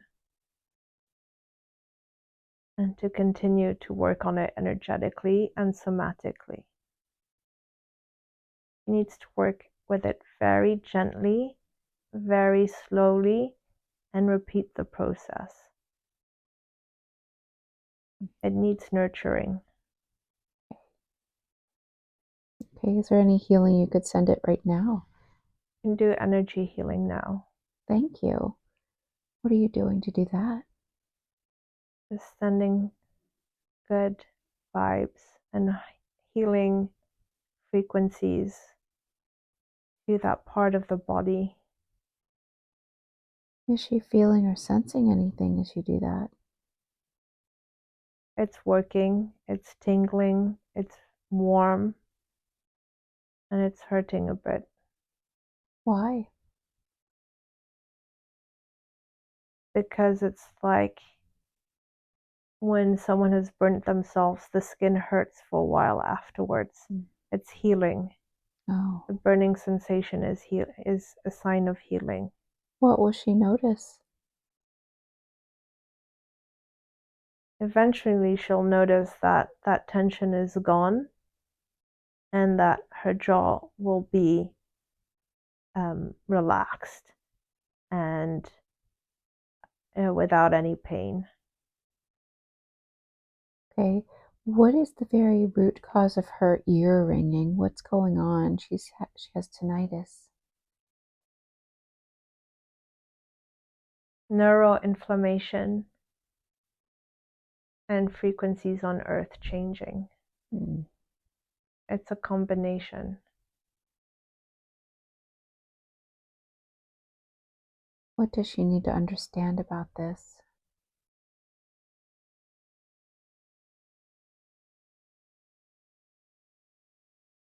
That if she follows her intuition, that will fall back into place in its own way and time, but it's the last thing, along with hormones, that will resolve itself. Can you tell me about the hormones? The hormones are disrupted because they're really not a priority at the moment. They're also probably not going to be needed in humanity in the future. this is also not her path. Her path is to be a mother to a community, not necessarily to individuals. And so it really doesn't matter if she has her hormones or not. Right now, the body is prioritizing detoxification. That doesn't leave space for the fertility hormones. Okay, is there anything else about the fertility hormones that you want to tell her? They will come back when she is healed. That process will unravel itself in its own time. The body can only move at its own speed, and right now it's focusing on detoxification. There isn't room for fertility. Okay, thank you for that. Why does she have reoccurring dreams, or why did she have reoccurring dreams of floods? This is washing away the past. This is also helping her remember part of Earth's history. And it's a guide to where she's supposed to go, which is listen to the mermaids. Tell me about this. Where is she supposed to go, and how could she listen to the mermaids? She's listening to the mermaids. That's what she told you at the beginning of the session. It's the songs of the universe. She's passionate about it. She will find ways to hear the mermaids where others won't hear. She's so sensitive to sound. She will naturally gravitate towards the mermaid songs. Will this be a location on the earth, or more, would it be different than that? It will be with different artists across the world. They will cross paths in due time. She's already crossed 2 of them. They will help her create something in the future. What are mermaids then exactly? They are beings on this planet that don't want to be seen, that carry old wisdom from this planet. They carry a lot of the feminine, and the feminine having been repressed these last millennia, they have learned wisely to hide away. It is for their own safety. And what kind of songs? You said they carry the harmonics of the universe? They're songs of the universe. They sound, their songs, their vibrations will make the vibrations in one's body, and in particular the water in one's body, be in harmony with the frequencies of the universe. And that harmonization created by their songs is extremely healing, but it's also very enchanting. One can lose themselves in those songs. Oh, how? Because it merges you with the universe, and it can disconnect you from the reality of this planet. How do you listen to the songs, or how do you access them? The songs will come to you. There are certain practitioners on this planet who know how to make these songs. They will channel, or no, they don't channel. They will, through the creative process, find ways to express the songs of these mermaids so that you can hear them. But these songs should only be heard by those who are ready to listen to them. There has to be an intention of knowing thyself. Not many people are ready for those songs just yet, but there are more and more people who will be ready as time progresses. This is part of the natural evolution of this planet. If you're at the ocean, can you be affected by mermaid songs, or no? I don't see the mermaids necessarily as part of the ocean, though I am sure they can be affected. I see this as something much, much deeper that is woven into the fabric of our reality. And the sound can be found through any music of the world. Okay, very interesting. So, you said that you also wanted her to, aside from washing things away with this flooding dream, it was to show her the past of humanity. Can you tell me more about that? Because she was curious about Lemuria. Does she know everything she needs to understand about that? Does she live in Lemuria? Can you tell me more about this? She knows Lemuria very well. She knows the ancient Earth very well. She's traveled extensively beyond just Lemuria. She knows Atlantis less well, but she has seen flashes of it. What she's seeing in her dreams is helping her empathize with what's happening to humanity at the moment, of preparing for big changes on this planet. They won't necessarily be reflected as massive floods, but they are definitely going to be life-changing for humanity. There's going to be a lot of questioning at a spiritual level. These dreams are just ways to let her know that these cosmic waves are coming, and to prepare her and to guide her so that she can later be there to hold others in their process. That's beautiful. Okay. Was she, you did say that one of her jobs was to heal the feminine. Can you tell me more about that? You look deep into the feminine because she had a question about this.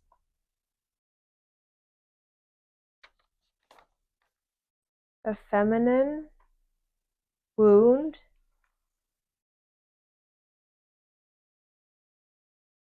is so deep in humanity that it is hard to even pinpoint its root. The power of women have felt very threatening to certain individuals, including and in particular those that have stolen some of these crystals that hold the codes of the universe and for this creation on earth, or life on earth. And the best way to control that feminine is to repress it and even more corrupt it. And the best way to do that is to corrupt motherhood. That ensures that all future generations are hurt and are leaning towards the more materialistic, reptilian brain-driven lifestyle. That is one that allows people to be controlled because they are living constantly in fear.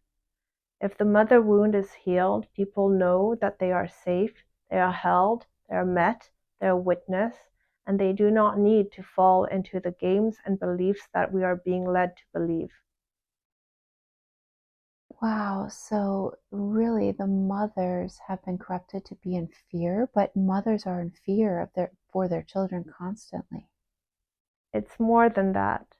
It's not mothers in fears. It's mothers are so wounded that they can't be a mother to their child.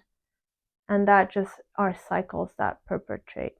Mothers are so wounded that they're not in touch with their feminine. If they're not in touch with their feminine, they are not able to give love to their child.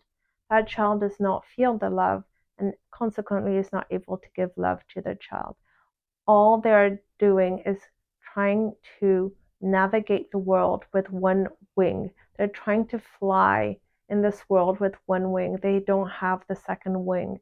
It's like all one-winged mothers are giving birth to one-winged children, and we're only flying with one wing.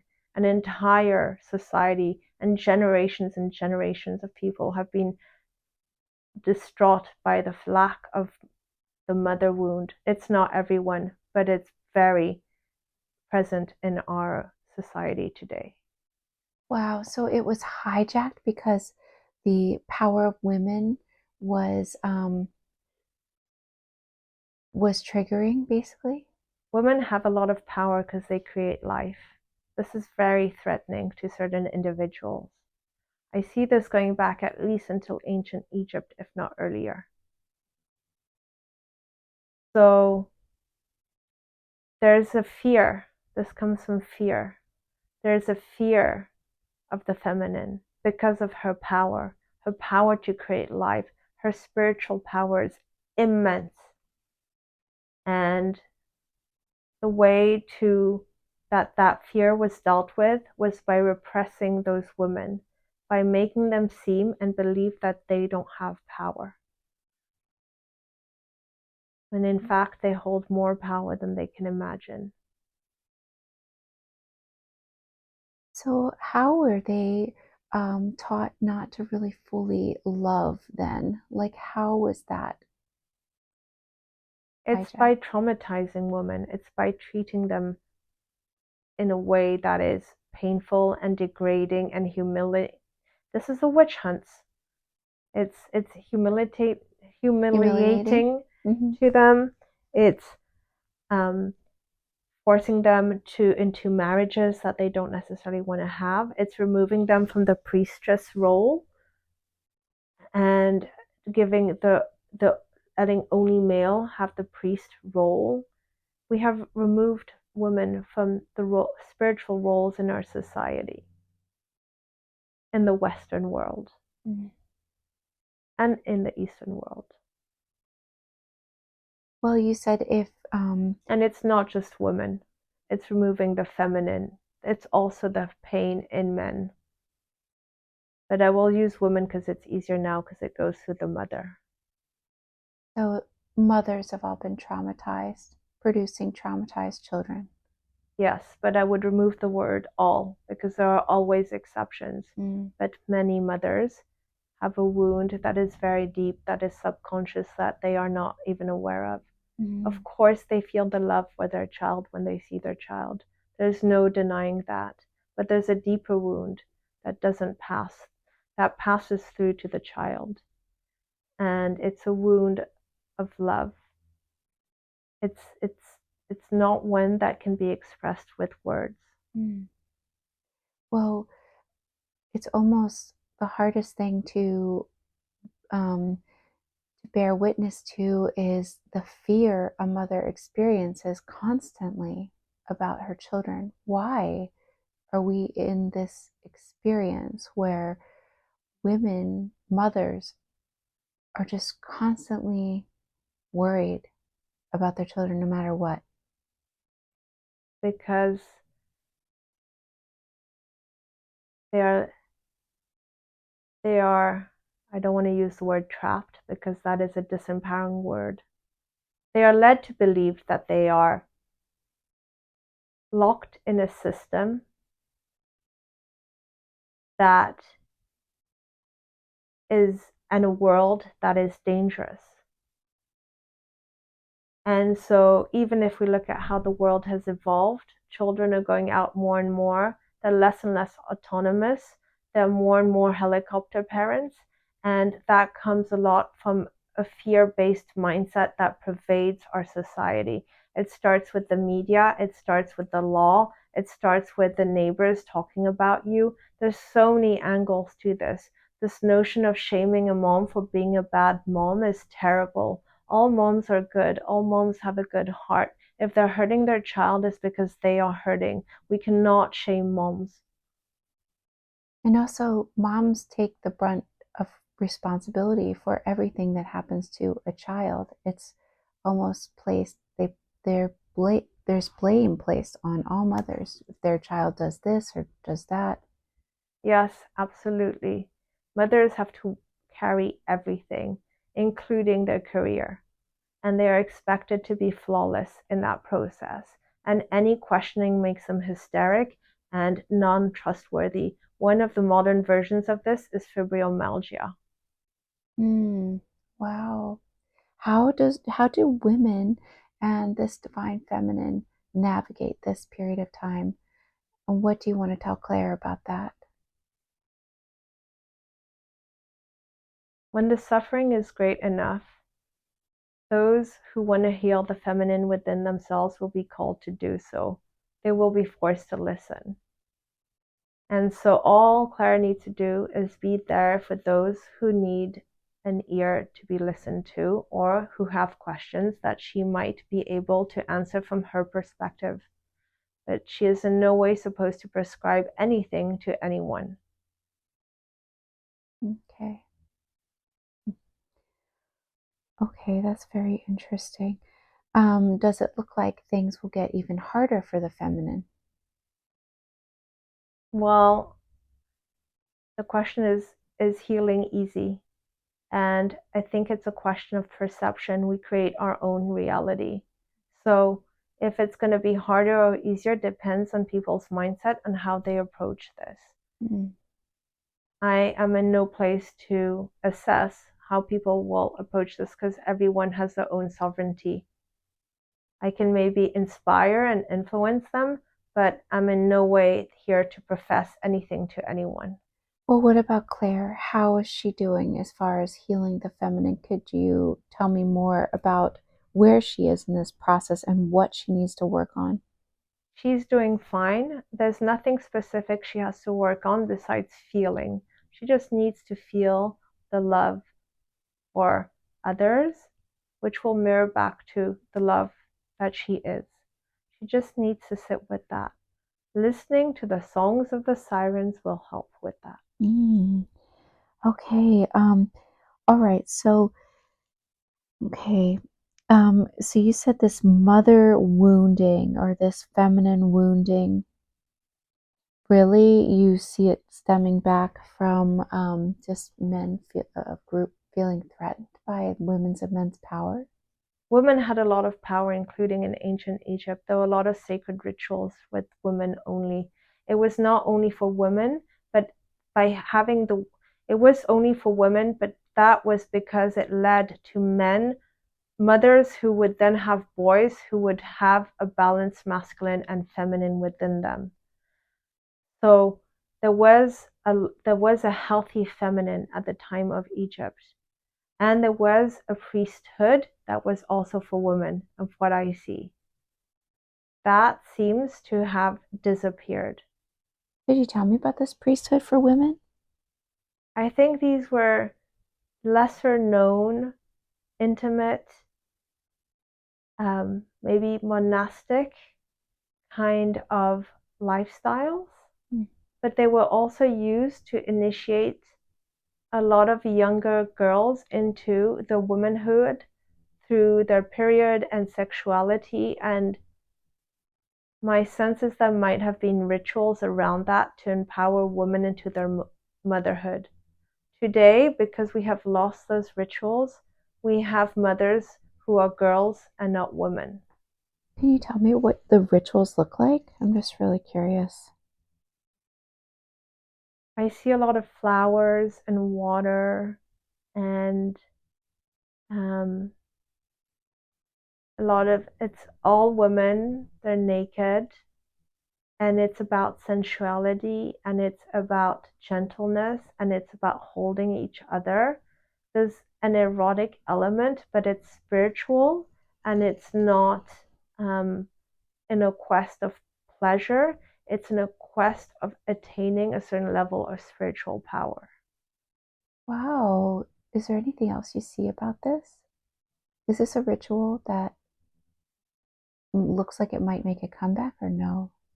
I don't know. I think if it comes back, it will be in its own way and shape and form.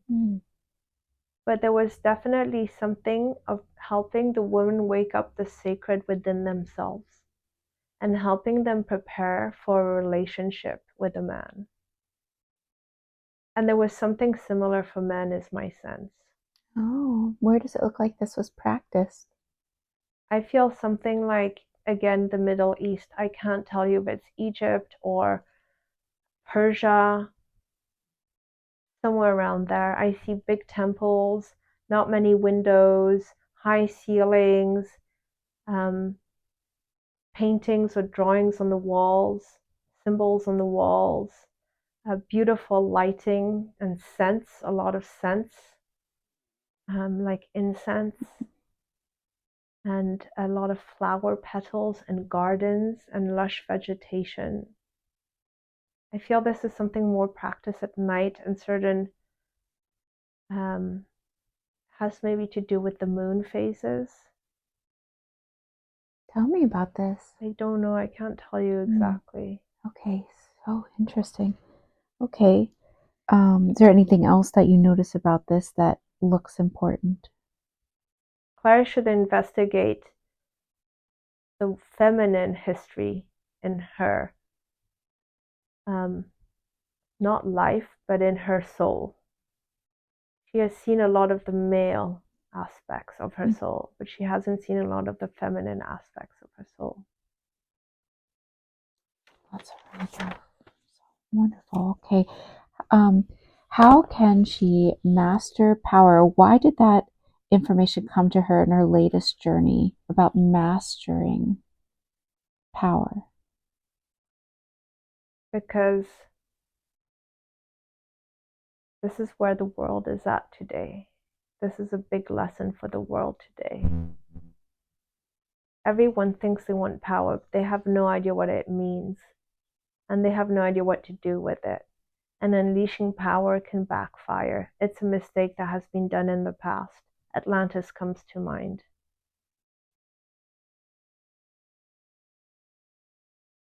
How does a person master power? How does Claire master her power? A lot of attention, awareness, discernment, skepticism, curiosity, humility, introspection, and to always, always question one's actions as to what impact it has on others. It should never be energy draining on others. Let me take that back. Never is never a good word. It should have no intention to drain energy out of others, even if one thinks it is good.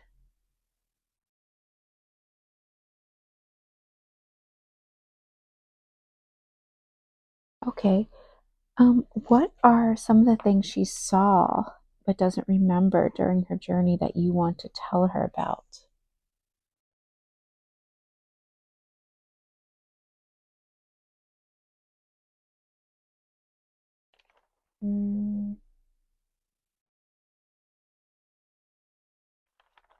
She saw everything she needs to see. She remembers everything she needs to remember.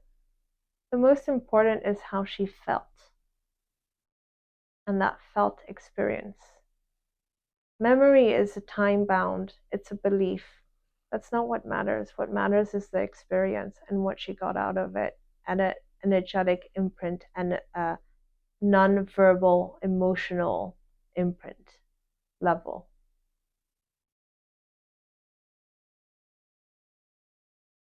Okay, is there anything about this that you could digest for her or tell her about that she felt? She should remember that she makes things hard for herself.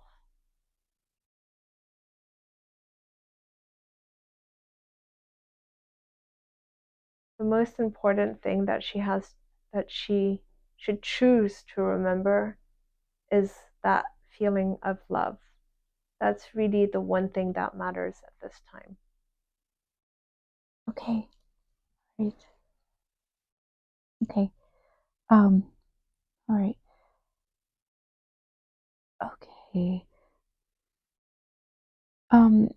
She's curious about, I mean, we did touch on this a little bit, but about like after she's healing and you want her to use all this that she's gone through, not only to help these children, to be like a mother of a community, but what about like her company Stardust Co?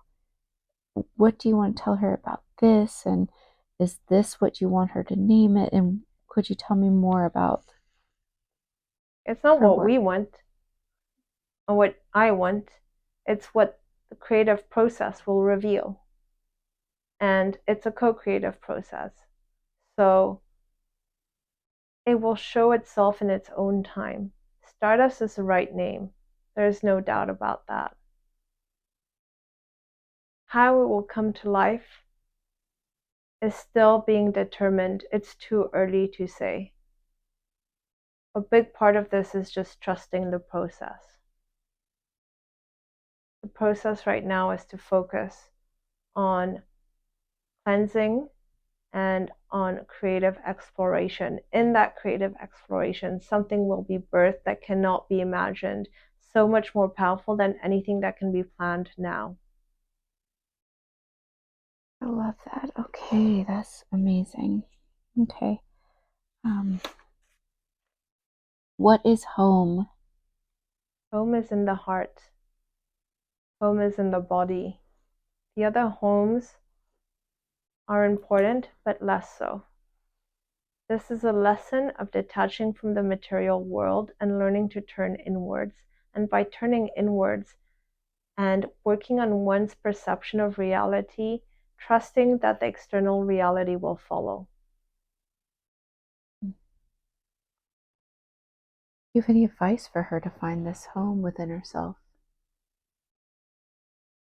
She's been on the journey for 5 years. She knows exactly what to do. She's at the end of it. There's no further advice to be given. I love it. Okay, that's perfect. Actually, it's not she's at the end of it. She's at the end of the big bulk of it. The journey continues forever. Okay. Right. Is there anything else she's supposed to remember about what is home that is important for her?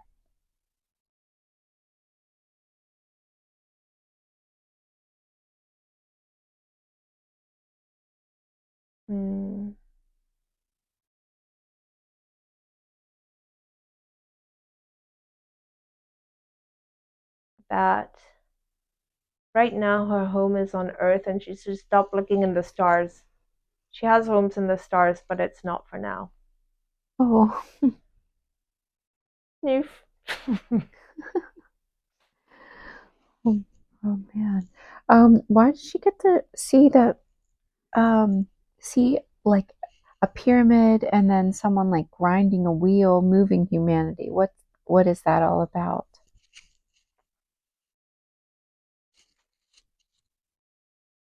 No further information at this stage. Okay. What is the very root cause of her discomfort around playgrounds and kid stuff where she sees patterns relating to her mother and stuff like that? It's how we feel in the body that creates our perceptions. She was always nauseous as a child. Therefore, all the visual cues around her when she was nauseous got attributed to discomfort. The nausea comes from the trauma. It comes from the disconnection from the mother. It comes from the loneliness at home. And it comes from the parasite she was already carrying. Oh, wow. Okay. All right. Well, does she need this discomfort anymore when she sees childhood things and patterns and things like that? If she continues to focus on finding the love that she is, that will slowly dissolve itself over time. It's a process and it requires that the liver be healed. Is she doing everything she can do to support the liver healing? Yes, she tends to do more than she needs, so it's more that she does less than more. Okay. Are the liver cleanses that she's doing the right ones for her? Yes. Okay. What about the white bellflowers? She had a question about them.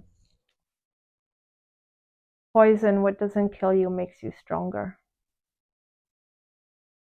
Okay, well, what does she need to understand about them? Is this something you want her to look into, or is there anything about them that They're you... a reminder of her roots from Latin America and that Latin America is also a continent of the future. Tell me about this. We always look to Egypt and the ancient technologies thinking that they're better and more modern, but that's not necessarily true. It is for us to create new technologies that are even better. We can be inspired by the past, but the past is the past because it declined. The future is not in Egypt or in the Middle East, it's in the Americas. And there is wisdom also hidden in the Latin American mountains. Something will reveal itself in its own way and time, but the future will be in the Americas, both North and South America. This is in a long, long time. We're talking millennia. Okay, wow, that's very interesting. What type of information? Technological information. Peru carries a lot of what Egypt had. We always look towards Egypt, but there's a lot with the Incas. There's something to be learned from what they had. It's similar to what was in Egypt. Some could call it a backup, but there's other stuff there. And there's a big difference. There's still a lot of ET activity around Peru and the mountains of that region. What type of ET interaction is happening in Peru?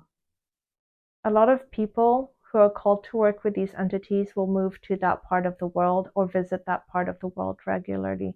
There's a lot of healing happening there at the moment, but it seems that there are also treasures hidden in those mountains.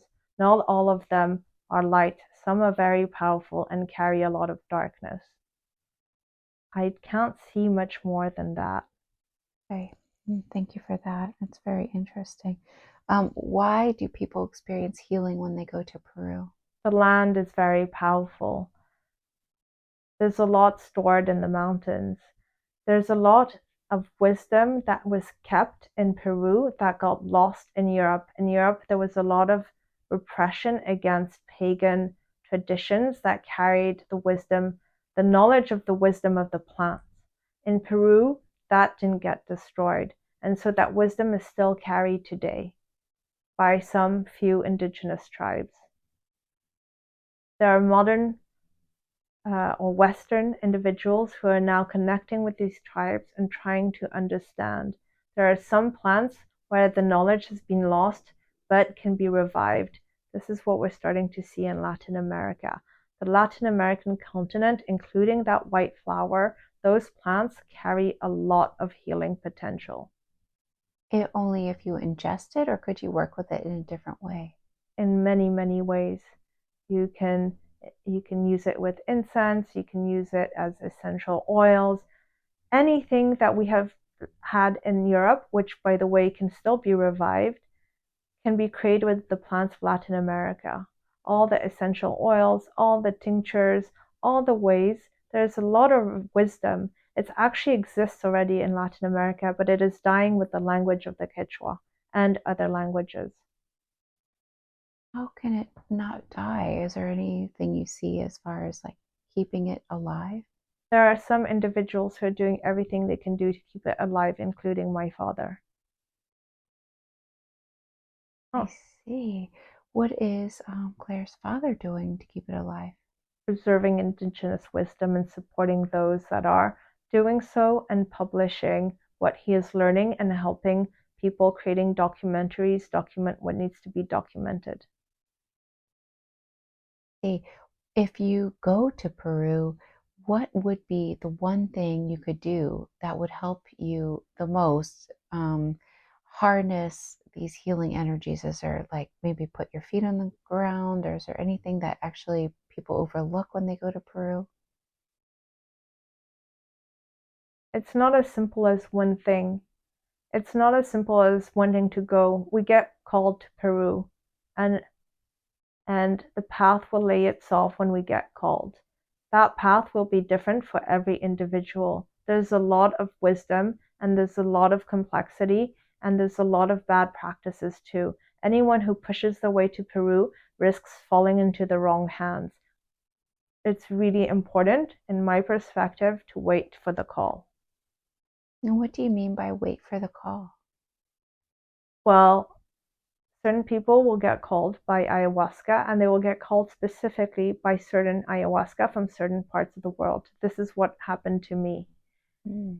But then I didn't have a way, and this is what happened to a lot of people I met in Peru. They didn't have a way to drink for the ayahuasca. So rather than going on the internet and trying to find a place to drink ayahuasca, they waited to cross someone who would introduce them to a community in Peru where they could go and experience the plant.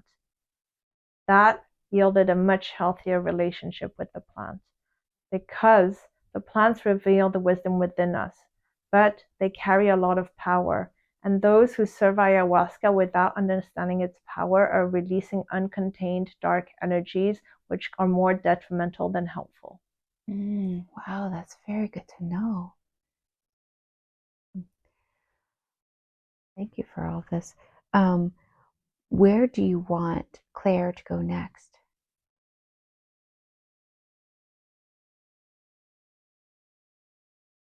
She needs to go back to Switzerland and heal. She also needs to visit Africa again. but she needs to have the resiliency in her body to visit Africa. She shouldn't force the process. Something will call her to Africa in due time. Why does she need to go back to Africa? Because it's home in her heart, and because it's a very, very healing place for her, and because there's so much in the wisdom of the nature of that continent that needs to get preserved. Love it. Okay. What was happening to Claire when she was in that dream state and she felt like something was jumping on the bed? People who don't want her to pursue what she has come to pursue here. People's wrong word, entities. Hmm. What does she need to understand about this? Are they still a threat to her in any way? A threat is only a threat if we let it be a threat. Okay. If she focuses on kindness and love and healing herself and mastering the power within her and finding the light within her, all these other things are irrelevant. They're actually distractions and can become entertainment if one is not careful. Is there anything else about that you want to tell her? You should continue keeping a humorous angle to all of these experiences. Sometimes things taken lightly are much better ingested. Okay, why did she feel paralysis during eclipses and things like that? Because it makes her more receptive to the non-materialistic planes of this reality. And so she's more able to perceive things that are actually happening all the time. Wow, that's really good to know. Is there any advice you want to give her about this? Just that she puts in a good intention and that she clears the space before going to bed during these periods.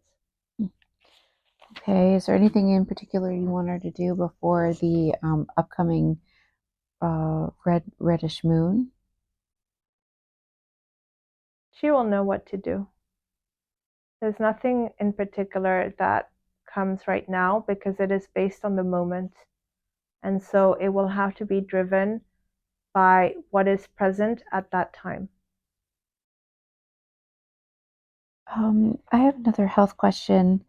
What is the very root cause of her cognitive fatigue and fog? Neuroinflammation, brain inflammation. This was to teach her to get away from her thoughts and into her body. It will clear itself when she is ready to use her brain again and to start creating something in the world. Right now, as long as it's there, it means she needs to focus on healing and cleaning her body.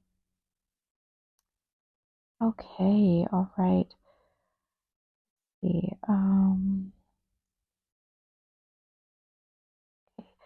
Are there any other messages when it comes to her other journeys that she needs to understand?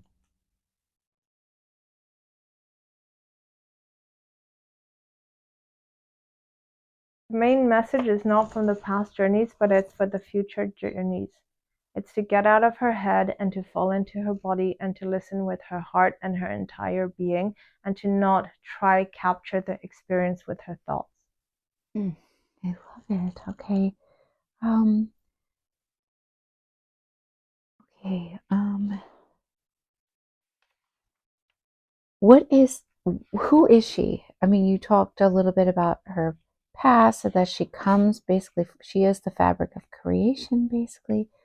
Is there anything else about this you want to tell her? It doesn't matter who she is because identities don't exist. Is there anything else that I didn't ask that you want to tell her about that I could have asked that you want to just share with her?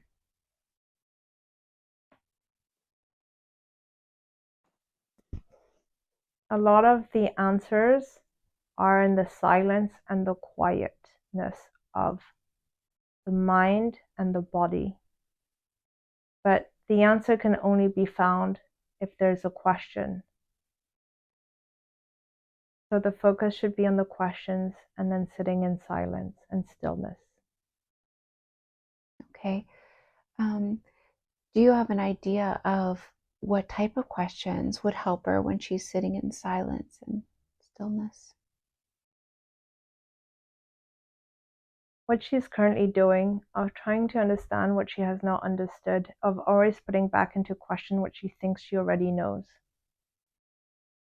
Oh, okay. So just question what she thinks she already knows. Okay. It's always about, what have I not understood? I see. Is there anything she doesn't understand about what you told her today during the session that you want to tell her about?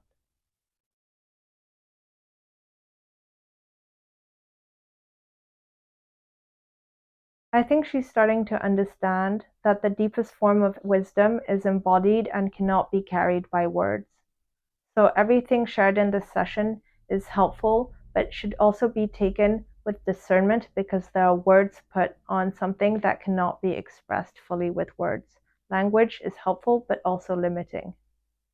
I see. Okay, that's very good to know. Is there anything else that you want to tell her, or any advice moving forward, going into her future, that you want to share with her? The word that comes is trust, especially when it comes to feeling unsafe financially.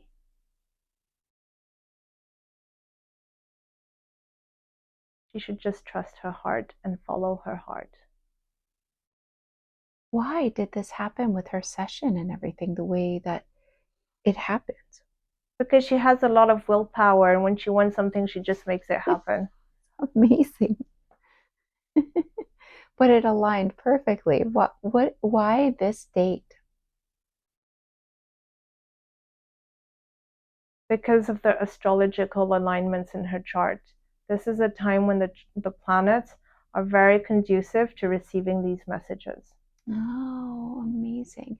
Are there any other messages that you want to share with her that I didn't ask?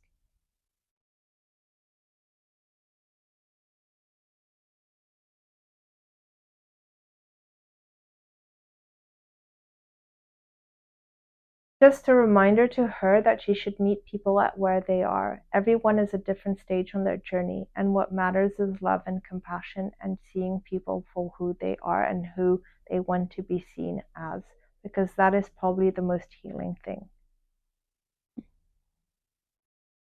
Amazing.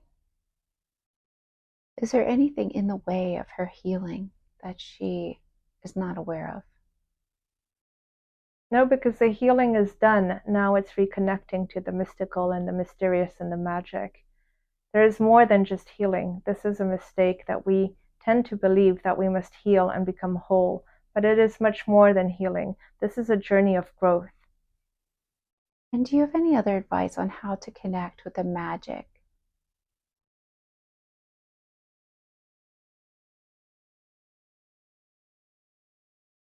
To just follow the magic, to just follow the sprinkles of magic that are laid in life every day, and to find wonder in everything like a child does. What will happen if she does this? Well, that's a mystery. That's what makes life so fun. Otherwise, it's not a treasure hunt anymore.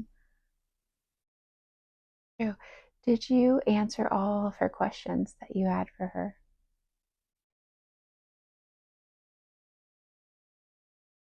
Yes, I believe so.